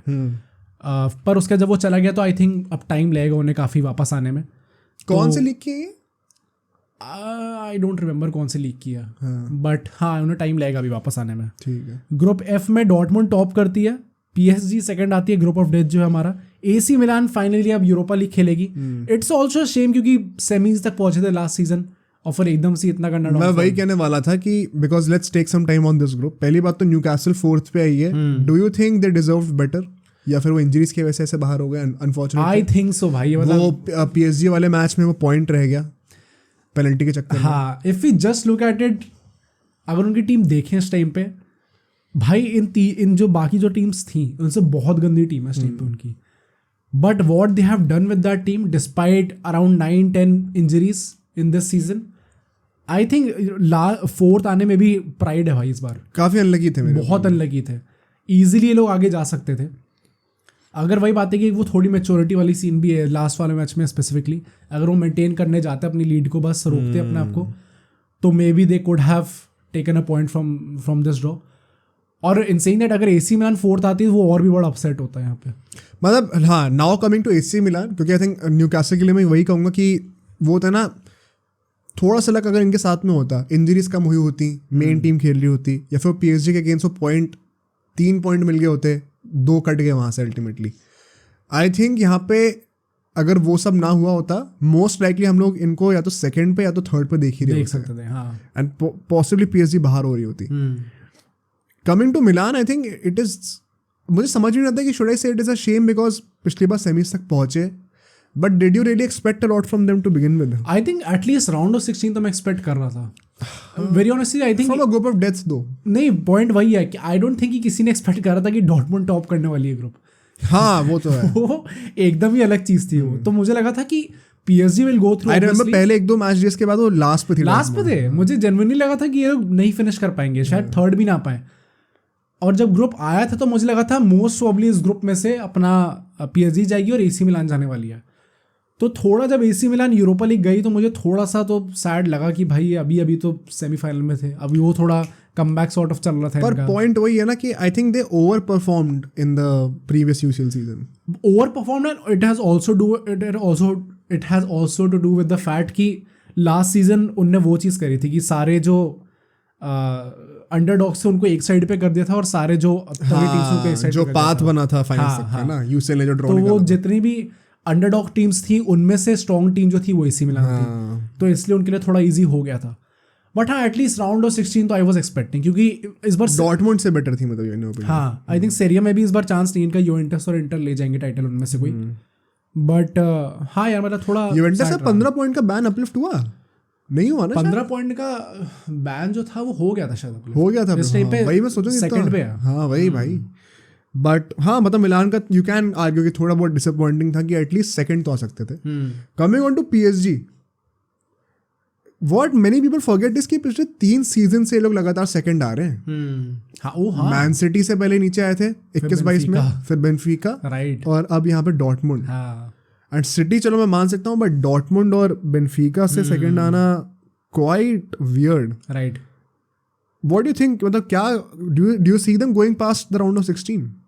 डिपेंड्स कौन सी टीम मिलती है, क्योंकि सेकंड आए इस बार फिर से, तो कोई तगड़ी टीम मिलेगी। लाइक मैं बताऊंगा इसके बाद कि कौन सी टीम को कौन सी टीम्स मिल सकती हैं, बट आई थिंक थोड़ा मुश्किल होगा इस टाइम पे PSG के लिए भी, क्योंकि they are one of those teams जो कि बहुत ज़्यादा डोमिनेटिंग स्ट्रॉन्ग नहीं लग रही इस टाइम पे। एंड इन सेइंग दैट अगर डॉर्टमुंड की बात करें जल्दी से, आई थिंक डॉर्टमुंड का most probably next round last round होने वाला है। आई डोंट थिंक कि बहुत अच्छी टीम है वो, इस बार टॉप कर गई ग्रुप में, but I think it has also do with the fact कि बाकी टीम्स ने बहुत ही अंडर परफॉर्म करा है इस group एंड में। पॉइंट वही है कि काफी अच्छी टीम्स इस बार सेकंड भी आई हैं, तो वो जो फर्स्ट पे रहने के भी कोई बहुत ज्यादा फायदे हैं नहीं इस बार। हाँ हाँ राइट। तो हाँ, but what about the other groups? Man city top करती है ग्रुप जी में, लाइप्जिग जो है सेकंड आती है, यंग बॉयज जो है यूरोपा लीग जाएगी, और रेड स्टार बेलग्रेड जो है वो लास्ट आती है। यहाँ पे आई थिंक नो कोई भी सरप्राइजेस, सरप्राइज बहुत नहीं है एक्सपेक्टेड था। Exactly. And last group Barcelona first, Porto second, Shakhtar अपना यूरोपा जा रही है, एंड एंटवर्प बाहर। नाउ आई थिंक यहाँ पे मैं एक चीज कहूंगा टू स्टार्ट विद, बार्सिलोना अगर किसी भी और ग्रुप में होती ना, मोस्ट लाइकली सेकंड आती है। हाँ राइट, मोस्ट लाइकली बार्सा को प्रोबेबली द इजीएस्ट ग्रुप मिला है, you could argue. Do you think इससे ज्यादा इजी ग्रुप कोई था यहाँ पे? मे बी मैन सिटी के लिए हो। I mean RB Leipzig is still better than Porto. हाँ राइट। तो मैड्रिड को भी इस बार इजी ग्रुप नहीं मिला। आई थिंक बार्सिलोना के पास शायद इजीएस्ट ग्रुप था ये, यू कुड आर्ग्यू। एंड वहाँ पर भी पॉइंट्स लेवल करके फर्स्ट आए हैं, बिकॉज मैं मतलब क्वाइट फ्रैंकली बताऊँ तो अगर सेकंड आ गए होते ना बाय चांस, तो 100% राउंड ऑफ 16 में बाहर थे हम। 100% राइट। और अभी भी आई थिंक बहुत बड़ा चांस है कि हम हार सकते हैं राउंड ऑफ 16 में, जैसे हालात चल रहे हैं हमारे। Genuinely disappointed with Barcelona. बहुत अच्छा चांस था यहाँ पे कि हम लोग अनबीटन जाएं इस ग्रुप स्टेज से, चाहे जीते ना 6 के 6 मैच, लेकिन अनबीटन रहे, ड्रॉ कर देंगे तो। बट 2 मैच हम लोग हार भी जाते हैं। किन से हारे हैं? शख्तार और एंटवर्प से, पोर्तो से नहीं हारे। Right. It is genuinely shameful भाई। पोर्तो का do you think they did well, या फिर मतलब एक्सपेक्टेड ही था? आई थिंक दे डिड वेल यहाँ पे, क्योंकि नहीं सेकंड तो एक्सपेक्ट कर था। आई थिंक ये बार्सिलोना से मैं थोड़ा ज़्यादा एक्सपेक्ट कर रहा था in the start of the season, but उन्होंने थोड़ा अंडर डिलीवर करा। एंड पोर्तो का भी आई थिंक कुछ रिजल्ट ऐसे थे जहाँ पे they could have done better अगर फिनिशिंग बेटर होती, स्पेशली अगेंस्ट बार्सिलोना। तो वो शायद टॉप भी कर सकते थे ग्रुप एक्चुअली में। अगर बार्सा से इन लोगों ने एक बार रिजल्ट निकाल लिया होता ना, तो they deserved to be over Barcelona for sure. Right, for sure. क्योंकि मैं लेजे बताऊं, बार्सिलोना का आप देखो एक ही डोमिनेटिंग विक्ट्री है अगेंस्ट एंटवर्प, जो कि 5-0 जीते थे। शख्तार से एक बार जीते, वो भी 2-1 जीते थे, एक बार हारी गया उनसे। पोर्तो से 2 बार जीते, वो भी शायद एक के गैप से ही जीते। और पहला वाला मैच तो जो अवे मैच था, कैसे जीते वो भगवान ही जाने। 2-1 जीते और एक 1-0 शायद जीते। हाँ, वो अवे वाला मैच 1-0 जीते थे, वो कैसे जीते हम भगवान ही जाने। राइट। तो बहुत अनकन्विंसिंग वो रहा है। मतलब हमने थैंकफुली 2 साल के बाद क्वालिफाई कर लिया, बट जो हमारा था ना कि मिनिमम क्वार्टर्स तो आना चाहिए, ये तो बेयर मिनिमम एक्सपेक्ट करना चाहिए चाबी से। I don't see that happening much, because अब कोई ग्रुप बचा है या फिर खत्म हो गए? नहीं, ग्रुप्स तो खत्म हो गए। द पॉइंट इसकी एक प्रीमियर लीग को जो 5th स्पॉट मिलने वाला था कि चैंपियंस लीग में जाएगा, अब उसके चांसेस बहुत कम है, क्योंकि 2 प्रीमियर लीग टीम्स ने for the first time in history last finish करा अपने ग्रुप में एक ही सीजन में, न्यूकासल और यूनाइटेड। तो बहुत डिफिकल्ट हो गया है। एंड सिर्फ 2 ही प्रीमियर लीग टीम्स बची हैं, अपना आर्सेनल और ये मैन सिटी। और कोई प्रीमियर लीग टीम है नहीं अभी। अब और कोई टीम बची नहीं ना। न्यूकासल बाहर हो गई, यूनाइटेड बाहर हो गई, आर्सेनल सेकंड आई थी और सिटी फर्स्ट आई है। क्रेजी भाई। एंड इन सेइंग दैट जो सबसे ज्यादा टीम्स हैं किसी एक लीग से, वो ला लीगा है इस बार। 4 टीम्स गई हैं इस बार उससे। तो अगेन एक वो थोड़ी सी अपसर्ट्स देखने को मिल ऑल्दो वो भी खत्म ही हो जाएगा मोस्टली, रियल मैड्रिड के अलावा कोई बचेगा नहीं। And also champions league group stages, ये जो फॉर्मेट रहा है हिस्टोरिक फॉर्मेट, ये उसका लास्ट बार है। ये ग्रुप स्टेज फॉर्मेट हमें नेक्स्ट सीजन से देखने को नहीं नेक्स्ट से या 25 से नेक्स्ट से ही है, जो अगले में हमें वो लीग स्टेजेस वाला देखने को मिलेगा। वो बाद में डिस्कस करेंगे, बहुत कॉम्प्लिकेटेड है। सो पॉट 1 में अगर हम देखें एंड में Bayern, Arsenal, real Madrid, Sociedad, Atletico, Dortmund, man city, Barcelona. Basically pot 1 मतलब जिन्होंने टेबल टॉप करा है। सेकंड पे पॉट 2 में आती है Copenhagen, PSV, Napoli, inter, Lazio, PSG, Leipzig and Porto. जिनको नहीं पता है, राउंड ऑफ 16 में बेसिकली ये होगा कि इनका आपस में मैच होगा, कोई ना एक ड्रॉ निकलेगा, एंड जो सेम लीग की टीम्स है उनका आपस में मैच नहीं हो सकता। So final question, as a Barcelona fan, what do you want, किससे मैच हो? एक बार तुम नाम बताते रहो, मैं बताता हूँ। Copenhagen, PSV, Napoli, inter, Lazio, PSG, Leipzig, Porto. Porto से तो हो नहीं सकता। एंड हाँ, और कोई टीम है नहीं यहाँ पे ला लीगा से। ओ भाई हाँ, बाकी ने टॉप ही करा अपना, सबने टॉप करा, राइट। आई थिंक 3 टीम्स का नाम मेरे दिमाग में आ रहा है, लाजियो, कोपनहेगन और पीएसवी। अब यहाँ पे क्या आप सही में कोपनहेगन से खेलना चाहते हैं away game? Right. I think Barcelona top करे तो शायद सेकंड लेग घर पे होगा, आई एम अज्यूमिंग, राइट। तो considering that maybe I can still entertain Copenhagen, क्योंकि सेकंड लेग बारसा में होने वाला है। लाजियो और पीएसवी आई थिंक अगर मिल जाए तो बेटर है थोड़ा सा। अगर एटलेटिको मैड्रिड भी पीट रही है लाजियो को ऐसे, तो आई वुड ट्रस्ट कि हम लोग भी शायद कुछ कर सकते हैं। लाजियो का मैच मौरिजियो सारी ने कहा है कि I would want to face Barcelona. वो अभी से ट्रैश टॉक शुरू हो चुका है। आई वुड बी सरप्राइज अगर हरा भी दे भाई, कॉन्फिडेंस दिखा के। Right. The best in my opinion would be PSV, अगर मिल जाता। नंबर 1 प्रायोरिटी वो है। देन आई थिंक कोपनहेगन और लाजियो इक्वली है। I don't think it makes much of a difference. अगर ऐसा होता कि सेकंड लेग अवे हो रहा था तो मैं कोपनहेगन मना कर देता, बिकॉज क्रेजी एटमॉस्फेयर है वहाँ पे। स्पीकिंग ऑफ रियल मैड्रिड, तुम्हें क्या लगता है कौन होने वाला है? सी ऑनेस्टली आई थिंक कोई भी बड़ी टीम का अपना फैन हो, वो यही कहेगा कि यही टीम्स में से कोई ना कोई मिल जाए। I personally want PSG. मुझे फिर से वो चाहिए भाई, एम्बापे को बाहर करना और मैड्रिड भी बाहर ही करे भाई। लग रहा है तोड़ दोगे इतनी डिप्लीटेड स्क्वाड के साथ। नहीं, हाँ, अब भाई Madrid, this is the only the third time in history की मैड्रिड ने अपना 6-on-6 विंस लिए हैं ग्रुप स्टेज में, और कितनी डिप्लीटेड स्क्वाड के साथ। तो और फरवरी में मैचेस हैं अब, आई थिंक तब तक टीम आ भी चुकी होगी। अब देखना है कि बाकी प्लेयर्स इंजर्ड ना हो जाए। बट भाई एक वो एज है मैड्रिड के पास भाई। मतलब ये लग्जरी बार्सा फैंस के पास कब आएगी कि हमें तक कॉन्फिडेंस से बोले कि हमें एक डिफिकल्ट ओपोनेंट चाहिए भाई। और इन सेइंग दैट मुझे मजा मैच कौन सा आएगा देखने में, वो पीएसजी बार्सा होगा, क्योंकि दोनों बड़ी टीम्स हैं और दोनों इस टाइम पे अपने नहीं भाई, पीएसजी तोड़ देगी इस वक्त। ओह तोड़ देगी पीएसजी, सच बता रहा हूँ भाई, तोड़ देंगे। जैसे वो तो पेस पे खोल देंगे हमारा डिफेंस पूरा। हाँ, ये है, बहुत पेस है भाई उनके पास। डेम्बेले भी गोल मार देगा भाई।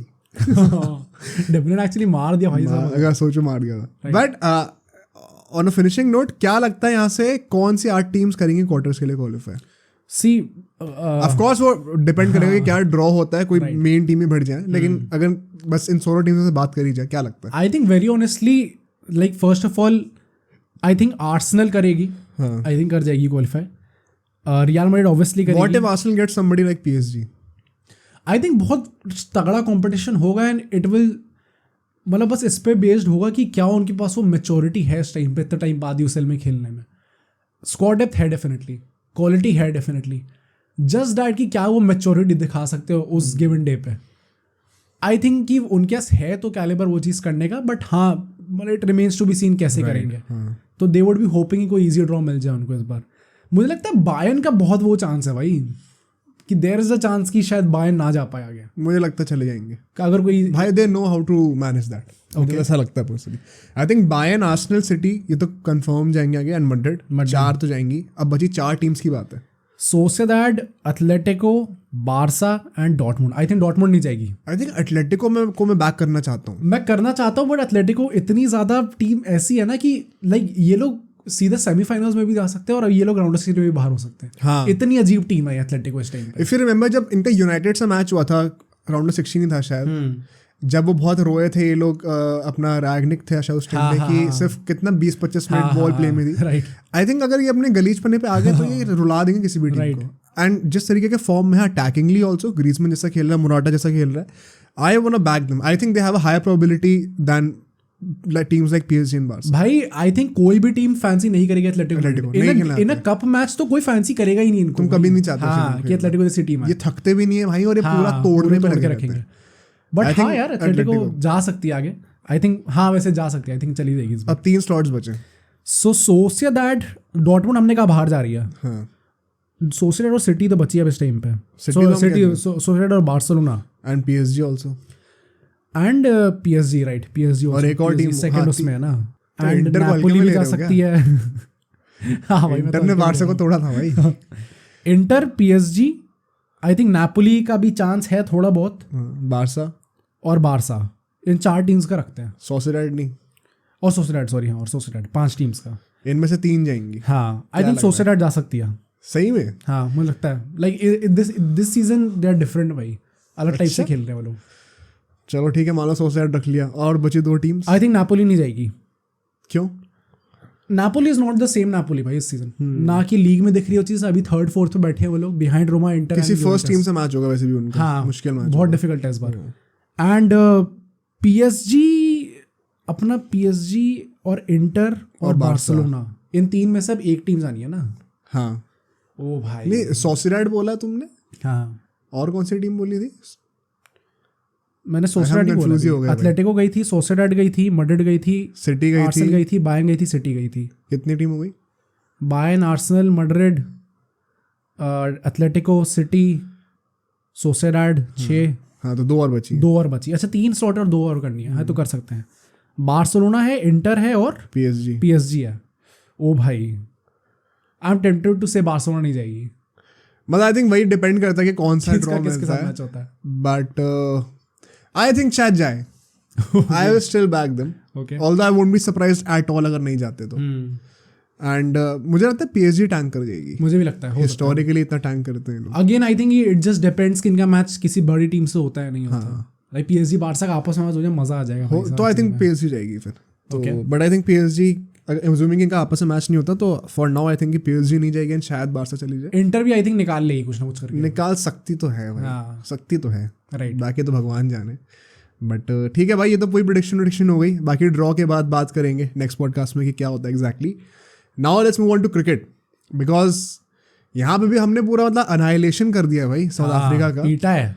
पिछले मैच के बाद मैं इतना देख रहा था न्यूज़ पे और ये अपना सोशल मीडिया पे, कुछ जर्नलिस्ट भी थे रिनाउंड काफ़ी, वो इतनी गालियाँ दे रहे थे प्लेयर्स को। To start with, don't you think बहुत ज़्यादा नेगेटिविटी फैलाई जाती है भाई? आई थिंक वो सेम, एक तो पहली बात ये है कि यहाँ पे इतने पोलराइजिंग ओपिनियंस देखने को मिलते हैं, स्पेशली कि इन इंडियन मीडिया। मतलब क्रिकेट इन इंडिया, ये 2 चीज़ों का combination one of the most toxic चीज़ें हैं स्पोर्ट में।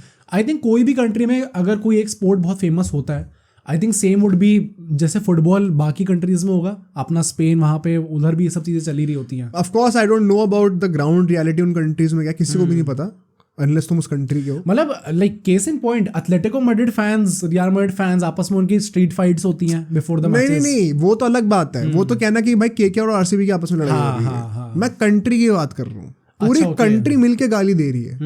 एंड कोई भी कंट्री हो, ये स्पेन में सब टुच्ची कंट्री, मतलब टुच्ची इन द सेंस कि इतना सा साइज है भाई, यहाँ पे 1.4 बिलियन पीपल हैं, वो मिलके गालियां देते हैं। कोई भी कंपेयर नहीं कर सकता उस मैग्नीट्यूड पे। Right. One of the most toxic relationships है अपना ये इंडिया और क्रिकेट के बीच में। बहुत बहुत नेगेटिविटी है भाई।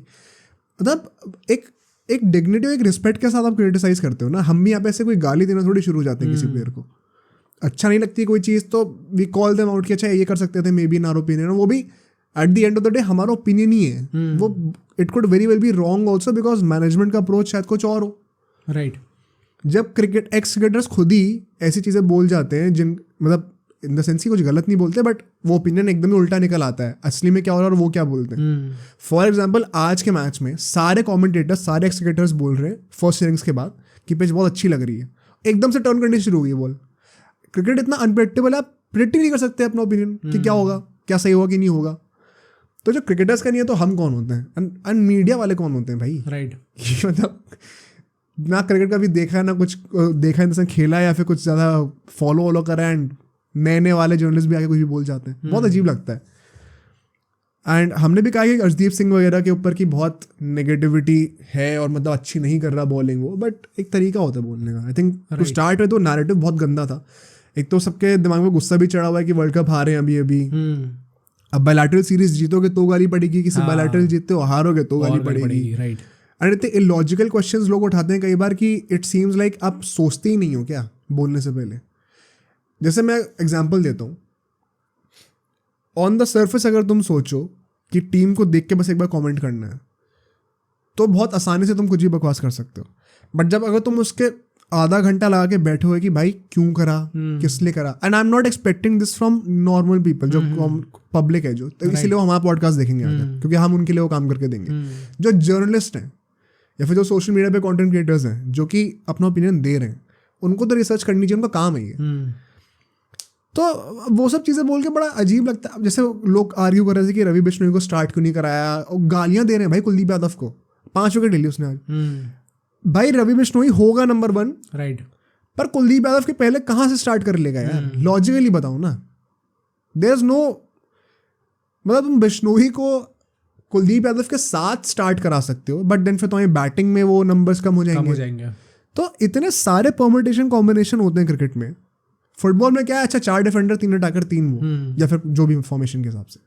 यहाँ पे तो आपको वो जैक ऑफ ऑल ट्रेड वाला, स्पेशली इन T20 की बैटिंग भी करनी है, बॉलिंग भी करनी है, बॉलिंग ऑलराउंडर, बैटिंग ऑलराउंडर, उसमें भी 2 क्राइटेरिया हैं। तो थोड़ी रिसर्च करने के बाद लोग बोलें तो बेहतर है। मतलब वो कल्चर फैंस की तरफ से ही बहुत इंप्रूव होने की जरूरत है। ऑल्दो इन सीइंग दैट ये जो स्टार्टिंग 11 निकाली थी इस बार इंडिया ने, आई थिंक कोई भी चेंज नहीं था लास्ट टाइम से। डिड यू एक्सपेक्ट दैट कि कोई चेंज नहीं होगा, या फिर लाइक श्रेयस अय्यर आ जाएगा? अब यहाँ पे पॉइंट वही है, और ये भी एक ओपिनियन ही है, कुछ सही गलत नहीं है इसमें। मैनेजमेंट का क्या ओपिनियन है कि भाई 1-0 हार रहे हैं, एटलीस्ट सीरीज ड्रॉ कर दें, because we play to win. एक जो हमने अभी रिसेंटली वर्ल्ड कप जब से चल रहा था, हमने एक ओपिनियन जो शेयर करा है पॉडकास्ट पे कई बार, कई सारे एपिसोड्स में, विच इज़ कि लर्न फ्रॉम ऑस्ट्रेलिया। अपना ऑब्सेशन कि हमें हर सीरीज जीतना है, उसको सैक्रिफाइस करके बड़ी पिक्चर देखना ज़रूरी है कि ये सीरीज में हम हार भी गए, लेकिन हमें ये एक्सपेरिमेंट करने थे, इनका क्या रिजल्ट है, ये सही हो रहे तो गेम हारे तो हारे, हम वर्ल्ड कप जीतेंगे। वो अप्रोच शायद हमें लाने की ज़रूरत है। अगर हम उस अप्रोच को लेके बात करें, उस पर्सपेक्टिव को लेके बात करें, तो आई थिंक यहाँ पे चेंजेस हो सकते थे। दूसरा पर्सपेक्टिव ये है कि भाई इन लोगों ने डिसाइड कर लिया है कि ये इन्हीं में से प्लेइंग 11 में से प्लेयर्स आएंगे, राइट। तो जो ऑलरेडी प्लेइंग 11 में नहीं आने वाले वर्ल्ड कप में, उनको अभी टाइम देके क्या फायदा ही नहीं है, राइट। क्योंकि चाहे अब तो 3 ही T20 रह गए ना इसके बाद, तो बस तो क्या फायदा देने का टाइम। जो 11 प्लेयर है उन्हीं को मैक्सिमम गेम टाइम दो आप, तो वो भी सही बात है भाई। तो देखने का नजरिया है, इसमें कुछ सही गलत नहीं है, एंड दोनों के अपने फायदे अलग नुकसान है। ओके, तो उन्होंने भी ऐसा कुछ करा मैनेजमेंट ने, उसमें कुछ गलत नहीं था। अल्टीमेटली टॉस जीतते हैं, साउथ अफ्रीका फिर से बॉलिंग करती है, स्काई कहता है कि भाई मुझे बैटिंग ही करनी थी। Once again a pretty strange comment, because why would you want to bat first on this wicket. Although by chance वो चीज़ सही प्रूव हो गई, बिकॉज ये चीज़ किसी ने भी नहीं सोची थी, इस पिच की हिस्ट्री भी नहीं है ऐसी, पिच सेकंड इनिंग्स में टर्न करना शुरू हो गई, पता नहीं कहाँ से, राइट। कोई पिच रिपोर्ट, कोई एक्सपर्ट, पूरा हिस्टोरिकल रिकॉर्ड इस ग्राउंड का, कोई ये नहीं कहता था कि यहाँ पे सेकंड इनिंग्स में T20 में लाइट्स के अंडर बॉल टर्न होगी जब ड्यू आ रखी है तो, और आज वो हो गया।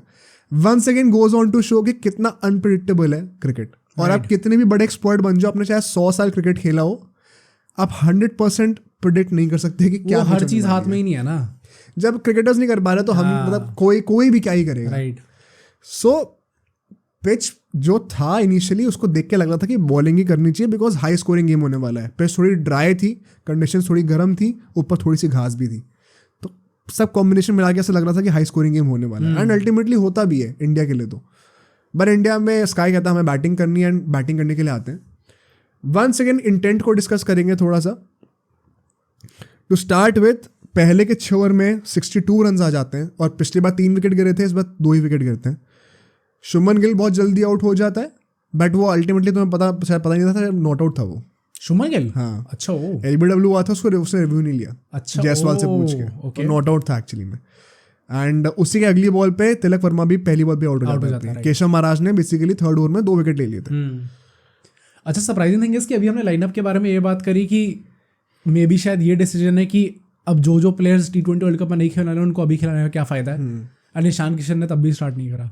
हाँ, आई थिंक वो एक तो भाई इतने ज़्यादा रूमर्स आते हैं, इतना ज़्यादा ट्विस्ट एंड टर्न सॉरी, इतने सारे ट्विस्ट एंड टर्न होते हैं कि अभी बात चल रही है कि ईशान किशन विराट कोहली के ऊपर खेलेगा, हाँ, और अब एकदम से बात चल रही है कि स्टार्ट ही नहीं करेगा, राइट। तो मुझे तो लगता है कि IPL तक वेट करना चाहिए, उससे पहले कोई भी असम्पशंस बनाने सही नहीं है, कुछ भी चेंज हो जाएगा।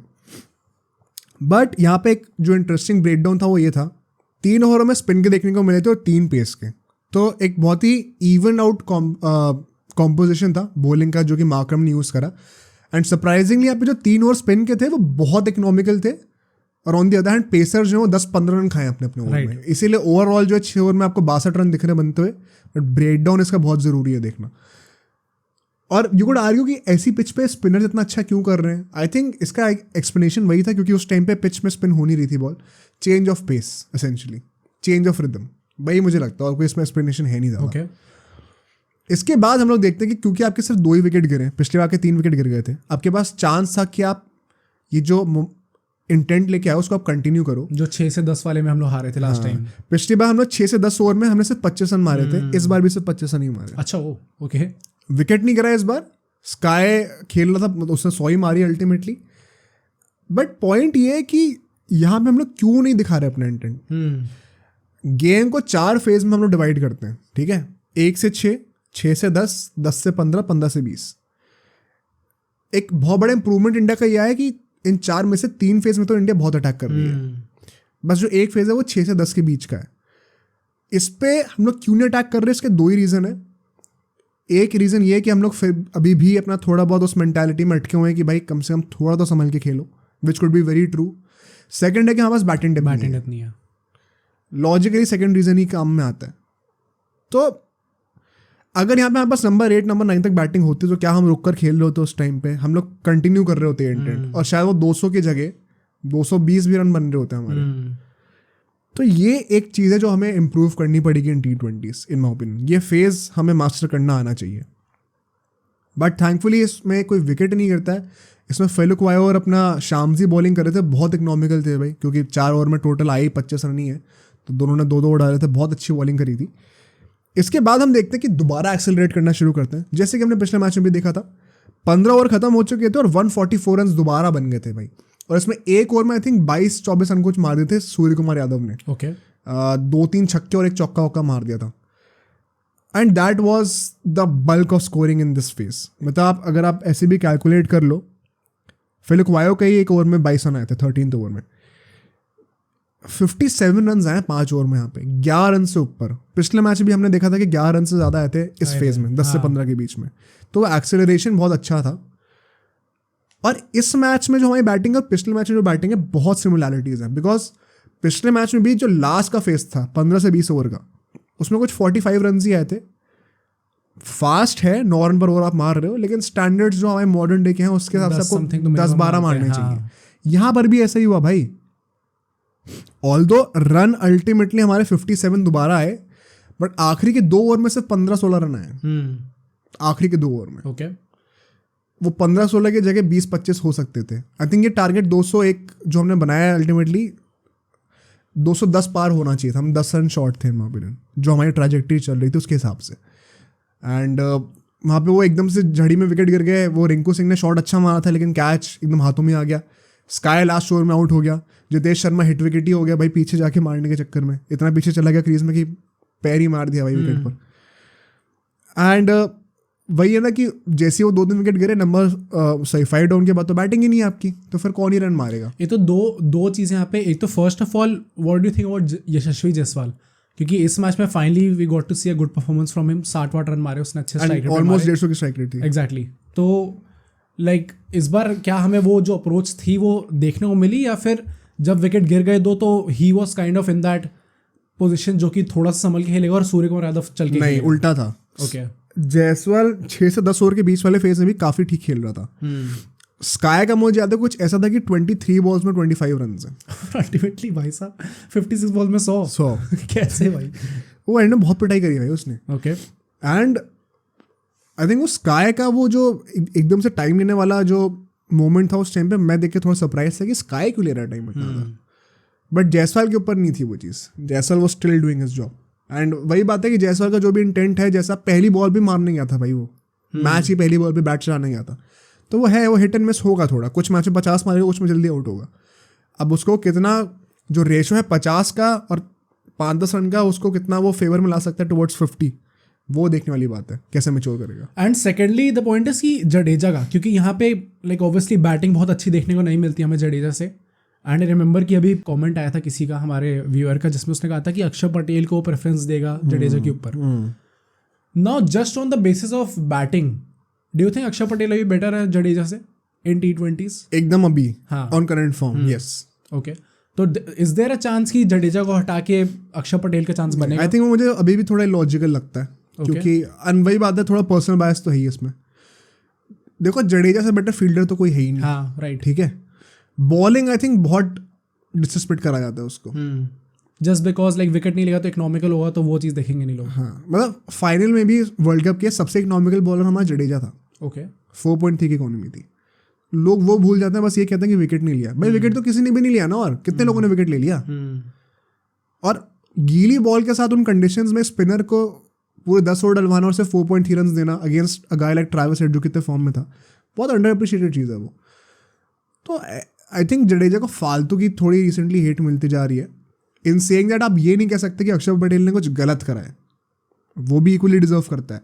बात वही है कि आप पर्सनल प्रेफरेंस की बात है, फिर आप किसको चाहते हो. अगर दो प्लेयर बहुत अच्छा खेल रहे हैं, it is just like saying कि ईशान किशन भी अच्छा कर रहा है लेकिन विराट कोहली भी तो अच्छा कर ही रहा है ना, तो आप किसके ऊपर जाओगे? विराट कोहली के ऊपर जाओगे क्योंकि वो रेप्यूटेड ट्रस्टेड प्लेयर है. सिमिलरली आप अक्षर पटेल और जडेजा में किस पे जाओगे? जडेजा पे जाओगे भाई. अगर एक बंदा कह रहा है कि ईशान किशन से ज़्यादा विराट कोहली डिजर्व करता है अभी नंबर 3 पे, और वही बंदा कह रहा है कि अक्षर पटेल जडेजा से ज़्यादा डिजर्व करता है नंबर 7 पे, तो हिपोक्रेट है, वो गलत है. क्योंकि जो तुम्हारा लॉजिक विराट कोहली को लेने का है, या तो फिर वो जडेजा पे भी लगाओ, नहीं तो लॉजिकल फैलेसी हो गई यहाँ पे तुम्हारी. तो मुझे समझ में नहीं आता. And in saying that, do you think कि जडेजा को अपना जो बैटिंग का अप्रोच है वो चेंज करने की ज़रूरत है? लाइक T20 में भी डिस्कस कि IPL में भी उसकी अप्रोच थोड़ी डिफरेंट हो गई है कि वो थोड़ा संभल के खेलेगा, थोड़ा टाइम लेके खेलेगा. आई थिंक वो थोड़ा बहुत फॉर्म की बात भी लगती है मुझे तो भाई. अच्छा, ओके. फॉर्म ही नहीं है तो बैटिंग में तो कुछ भी करेगा गलत ही लगेगा. गुड न्यूज़ है इसकी फील्डिंग में कभी फॉर्म खराब नहीं होता, और बॉलिंग उसकी अच्छी चली रही है. आज भी अच्छी बॉलिंग करी उसने. बैटिंग का देखने वाली बात है. लेट्स होप कि भाई बैटिंग में कुछ मतलब फॉर्म देखने को मिले, क्योंकि अगर इंडिया नंबर 8 पे एक बॉलर के साथ जाने वाली है तो जडेजा के ऊपर बहुत रिस्पॉन्सिबिलिटी आएगी.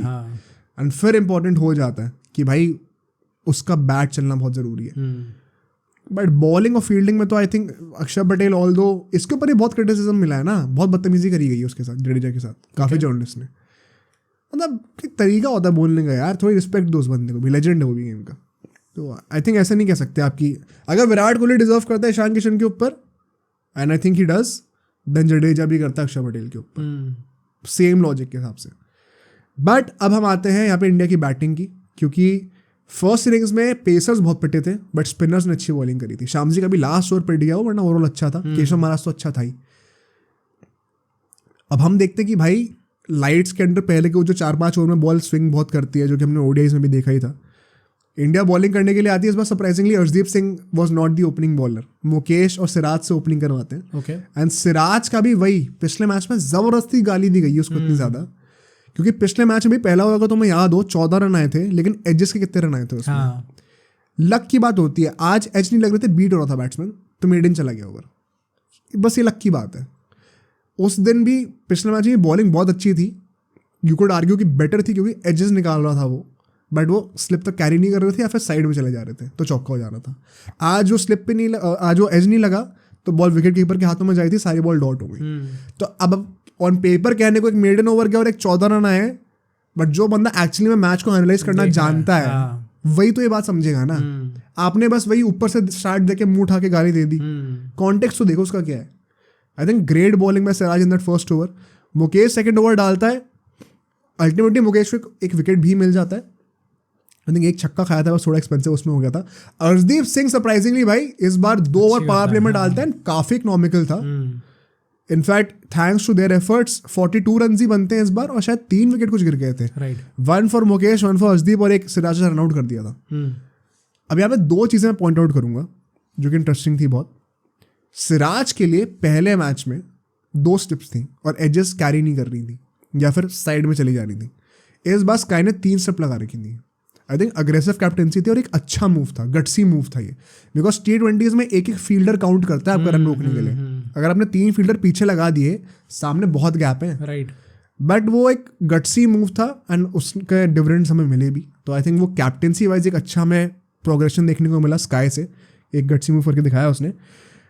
सेकेंड पॉइंट वुड बी कि स्काई का ही एंकल ट्विस्ट हो गया था हाँ एंड वो पावर प्ले के बाद तक ही निकल चुका था। बाय द टाइम 6-7 ओवर था शायद तब निकल चुका था and Jadeja was the captain now. I think Jadeja ने भी काफ़ी अच्छी कैप्टनसी करी यहाँ पे। ओके जैसे उसने देखा कि स्पिनर्स की बॉल थोड़ी टर्न हो रही है, थोड़ी पड़ के लो रह रही है, तुरंत सारे स्पिनर्स को ले आया, सिराज, अर्शदीप, मुकेश सबको टाटा बाय बाय, मैच ज़्यादा इंपॉर्टेंट है।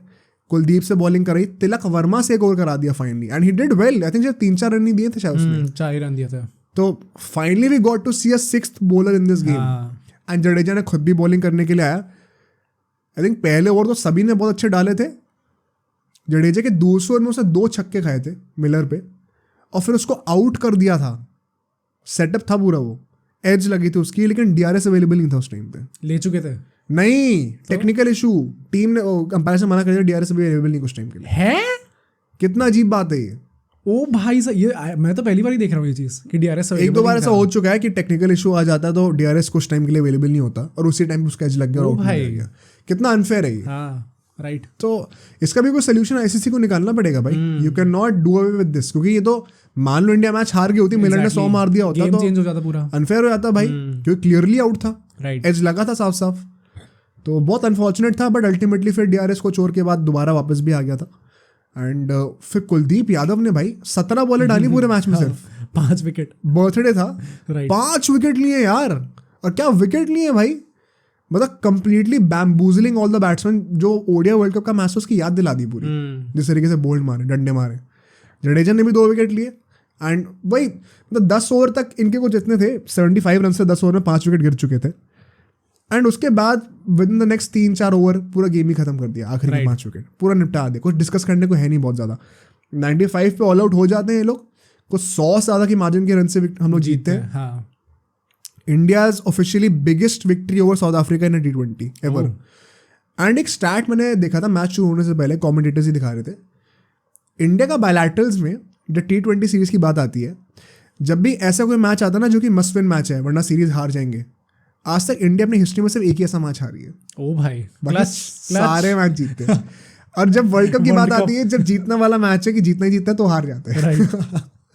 तो वो एक इंटरेस्टिंग स्टार्ट था भाई। मतलब I was surprised to see the consistency and this shows कि हम लोग नंबर 1 क्यों है रैंक में लेकिन वर्ल्ड कप नहीं जीत रहे। But do you have any thoughts on this game? मतलब आई थिंक अच्छी बात है कि पॉजिटिव्स और नेगेटिव्स। आई थिंक अल्टीमेटली हमने ड्रॉ कर लिया। पहली बात तो ये सीरीज हारे नहीं, एक वो पॉजिटिव होगा कि हारे नहीं। मतलब वही बात है कि बट स्टिल अगर हारते भी तो हमें वो ब्लेम वेम गेम नहीं खेलना चाहिए था यहाँ पे। I think the ultimate positive is obviously sky यहाँ पे, क्योंकि सेंचुरी आती है उसकी, एक और मैन ऑफ द सीरीज भी है वो, मैन ऑफ द सीरीज है। एंड लाइक जो T20 में एक अलग चीज़ देखने को मिलती है स्काई की स्पेसिफिकली, लाइक आई थिंक कि एक चीज़ यहाँ पे ये है कि जब इंडिया में उसने वर्ल्ड कप में रन नहीं मारे थे ओडिया वाले में, कुछ लोग ये कह रहे थे and I would like to know कि इसकी चीज़ें इसके पीछे कितनी ट्रुथ है। जो विकेट स्लो होता है उसको वहाँ पे खेलने में प्रॉब्लम होती है, क्योंकि वो बॉल बाउंस होके प्रॉपरली आती नहीं है उसके बाद। भाई एक अभी मैं आपको बता दूं, उसकी 4 T20 100 हो चुकी हैं। हाँ। और एक इंडिया में है, एक न्यूजीलैंड में है, एक इंग्लैंड में है और एक साउथ अफ्रीका में है। हर जगह उसने सेंचुरी मार दी अभी से। I think most by an Indian batsman वैसे भी है T20s में। हाँ राइट। एंड T20s में आपको स्लो पिचेस का सीन ही नहीं होगा कभी। आई थिंक इंटरनेशनल में भी शायद फर्स्ट सेकंड विकेट पे ही होगा ये, 1-2 लोगों ने ज़्यादा मारी है इससे। आई थिंक वो गेल मैकलम वगैरह दिमाग में आते हैं। गेल मैकलम, शायद मैक्सवेल ने भी शायद ज़्यादा मारी है इससे। मैक्सवेल तो टाई करा ना शायद उसको, रोहित शर्मा को। हाँ, 3 थे ना शायद। ओके ऐसा कुछ था, पता नहीं, आई एम नॉट श्योर।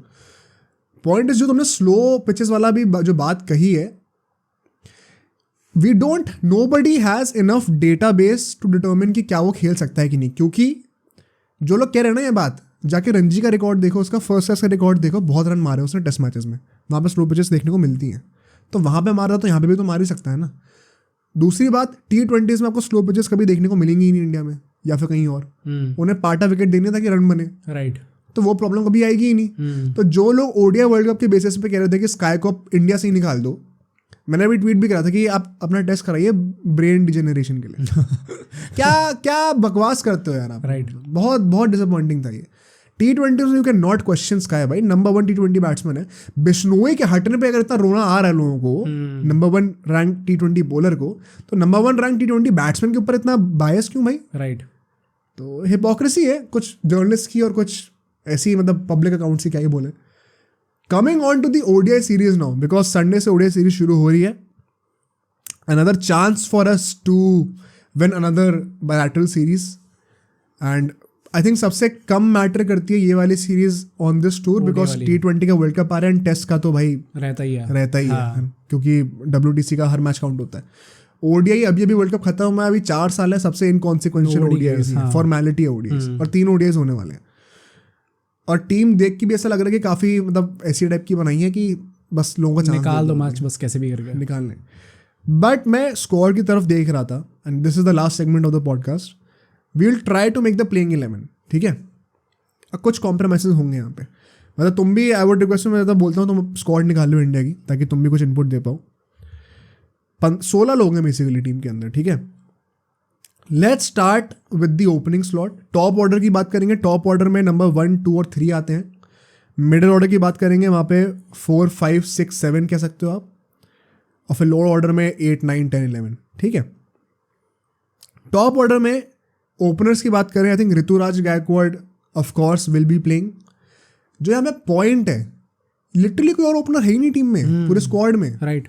गिल नहीं है, जायसवाल नहीं है, रोहित शर्मा नहीं है, KL Rahul does not open any more. Samson, पटीदार, अपना ये साई सुदर्शन, ये सब लोग 1 डाउन के प्लेयर्स हैं एट मैक्स, यूजुअली ओपनिंग नहीं करते. Do you think KL Rahul opening करेगा यहाँ पे? आई think it is a bad move अगर ओपनिंग कर रहा है, बिकॉज अब उसको अपना पूरा करियर ही, इनफैक्ट ऐसे रूमर्स आए हैं कि वो अपना पूरा करियर रीशेप करने वाला है. अब उसने T20s में भी LSG से भी कह दिया कि मैं नीचे बैटिंग करूंगा ताकि मैं वर्ल्ड कप में चांस बना सकूँ. तो वो officially as a proper wicket keeper batsman अब बनने वाला अपना प्रोग्रेस कर रहा है. टेस्ट मैचेस में भी अपेरेंटली वो फुल टाइम कीपिंग करा करेगा. ओके. तो वो उसी तरफ जा रहा है, तो he will not want to bat up the order. वहाँ पे कोई चांस ही नहीं जब मेन प्लेयर्स आ जाएंगे. तो उसको अपनी जगह बनानी है, तो नंबर 5 पे बनाएगा. आई थिंक KL राहुल को नंबर 5 पे रखना चाहिए. पॉइंट ये, ऋतुराज के साथ ओपनिंग कौन करेगा, ये स्लॉट अभी हम खाली छोड़ते हैं. पहले हम बाकी पॉइंट डिस्कस करते हैं, तभी हमें समझ में आएगा कौन आ सकता है. प्रोसेस ऑफ एलिमिनेशन यूज करेंगे, ठीक है. 1 डाउन पे who do you want to see? 1 down पे maybe we can see अपना श्रेयस अय्यर. हाँ, I also think Shreyas Iyer को ही रखेंगे. आइडियली नंबर 4 पे होना चाहिए वो भी, क्योंकि विराट कोहली आएगा जब तो वो 3 पे खेलेगा. बट श्रेयस अय्यर को हमने नंबर 3 पे खेलते हुए देखा है, एंड इतना फर्क नहीं है 3-4. ये रजत पाटीदार कहाँ पे स्टार्ट? Number 3 ideally.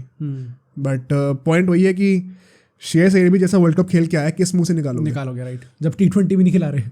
एग्जैक्टली. तो आई थिंक वहाँ पे उसका बनता है श्रेयस अय्यर का फॉर श्योर. मिडिल ऑर्डर पे आते हैं. अब नंबर 4 की बात करी जाए, यहाँ पे तिलक वर्मा को आई थिंक चांस मिलना चाहिए ahead of Patidar and Sai Sudharsan, because पहले से टीम सेटअप में है and offers more in my opinion to the team right now.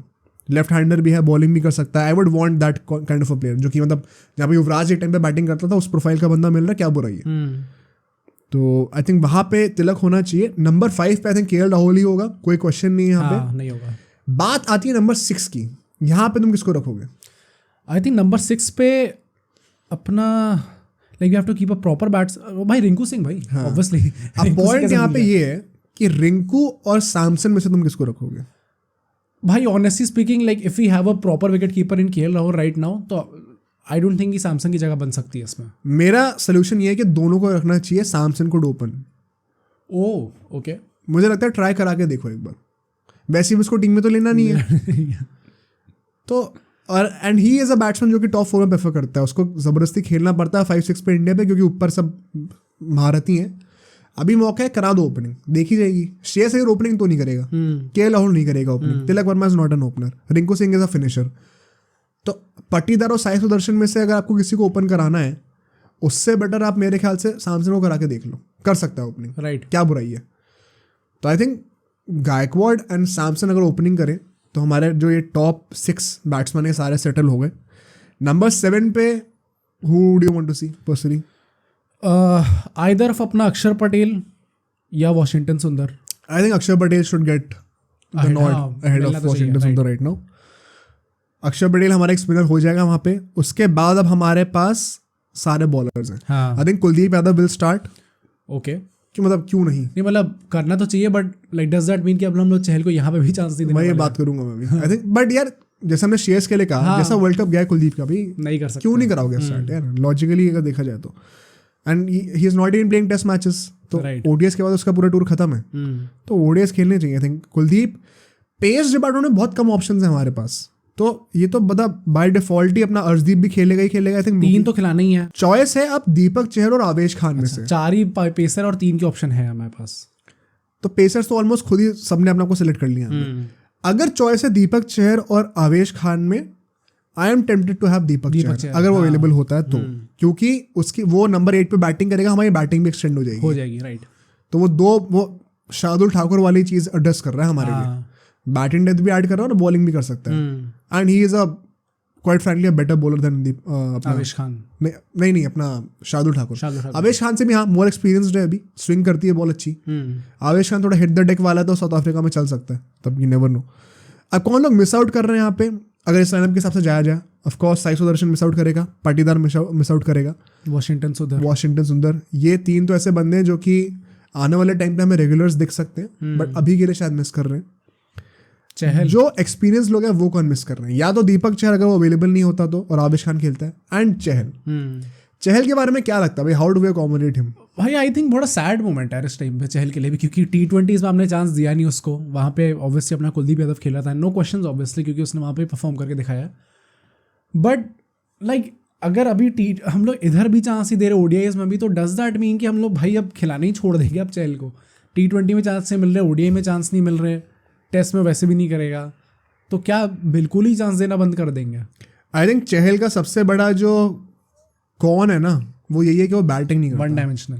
हाँ, बैटिंग कर लेता ना तो 100% स्टार्ट करता होता। हाँ, लेकिन इंडिया के मैनेजमेंट को भी चाहिए नंबर 8 पे बैट्समैन। बैटिंग करता तो T20 में भी स्टार्ट, उसमें वर्ल्ड कप में भी स्टार्ट कर सकता था। स्क्वाड में तो हो सकता था एटलीस्ट, फिर वो शायद अश्विन के पास नहीं जाते। बट अब वही है ना कि कुलदीप यादव को भी तुम किस मुंह से निकालोगे?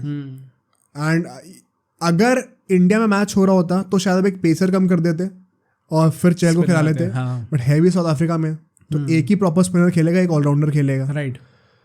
तो अब अक्षर पटेल, बात एक्चुअली में लोग समझ नहीं रहे, बात कुलदीप यादव और चहल के बीच में नहीं है, बात है अक्षर पटेल और चहल के बीच में। कुलदीप यादव तो एक प्रॉपर स्पिनर तो चाहिए ही चाहिए ना। अब बचा कौन? एक ऐसा स्पिनर जो कि बैटिंग और बॉलिंग दोनों कर सकता है। या तो हमारे पास कोई ऐसा पेसर होता हार्दिक पांड्या जैसा जो कि बैटिंग बॉलिंग कर लेता ऊपर, वो है नहीं। तो अब उसमें तो अक्षर पटेल को ही लेना पड़ेगा। तो आई थिंक बहुत अनफॉर्चुनेट है। मे बी कुलदीप यादव को एक मैच के लिए रेस्ट करा सकते हैं, हाँ, तब आ जाए। बट क्योंकि ऐसा लगता है देखने में कि India wants to win every bilateral series also, हल्के में नहीं देना चाहते। तो शायद अभी 1-2 मैच चले तो कुलदीप यादव भी स्टार्ट करेगा। एंड अगर सीरीज जीत गया, पहले के मानो 2 मैच जीत गया, तो फिर ऑफकोर्स फिर तो एटलीस्ट एक मैच तो चहल को खेलने को मिलना ही चाहिए। हाँ। उसमें कोई क्वेश्चन नहीं है। तो देखते हैं यार उसका भी क्या होता है। आई थिंक मज़ा आएगा ओडीआई सीरीज देखने में भी, बिकॉज इनकॉन्सिक्वेंशियल है, तो शायद हम लोग खुल के खेलें और कुछ देखने को मिले। रोहित शर्मा के एब्सेंस पे कौन ऊपर खुल के खेलता है, क्या वो हम लोग वो अप्रोच आगे लेके जाते भी हैं कि नहीं, वो सब भी देखने में मज़ा आएगा। Right. But on that note let's end today's podcast. Hope you all liked it. पसंद आया तो वीडियो को लाइक कर दो, सब्सक्राइब कर दो चैनल को। We release videos every Monday, Wednesday and Friday. And बाकी जो आपको एक और वीडियो आपको देखनी चाहिए ज़रूर हमारे चैनल की, वो मोहम्मद आपको दिखाएगा। वो आपको यहाँ पर दिख जाएगी, तो इसको भी आप ज़रूर देखिएगा और कमेंट्स में बताइएगा कि आपको वीडियो कैसी लगी।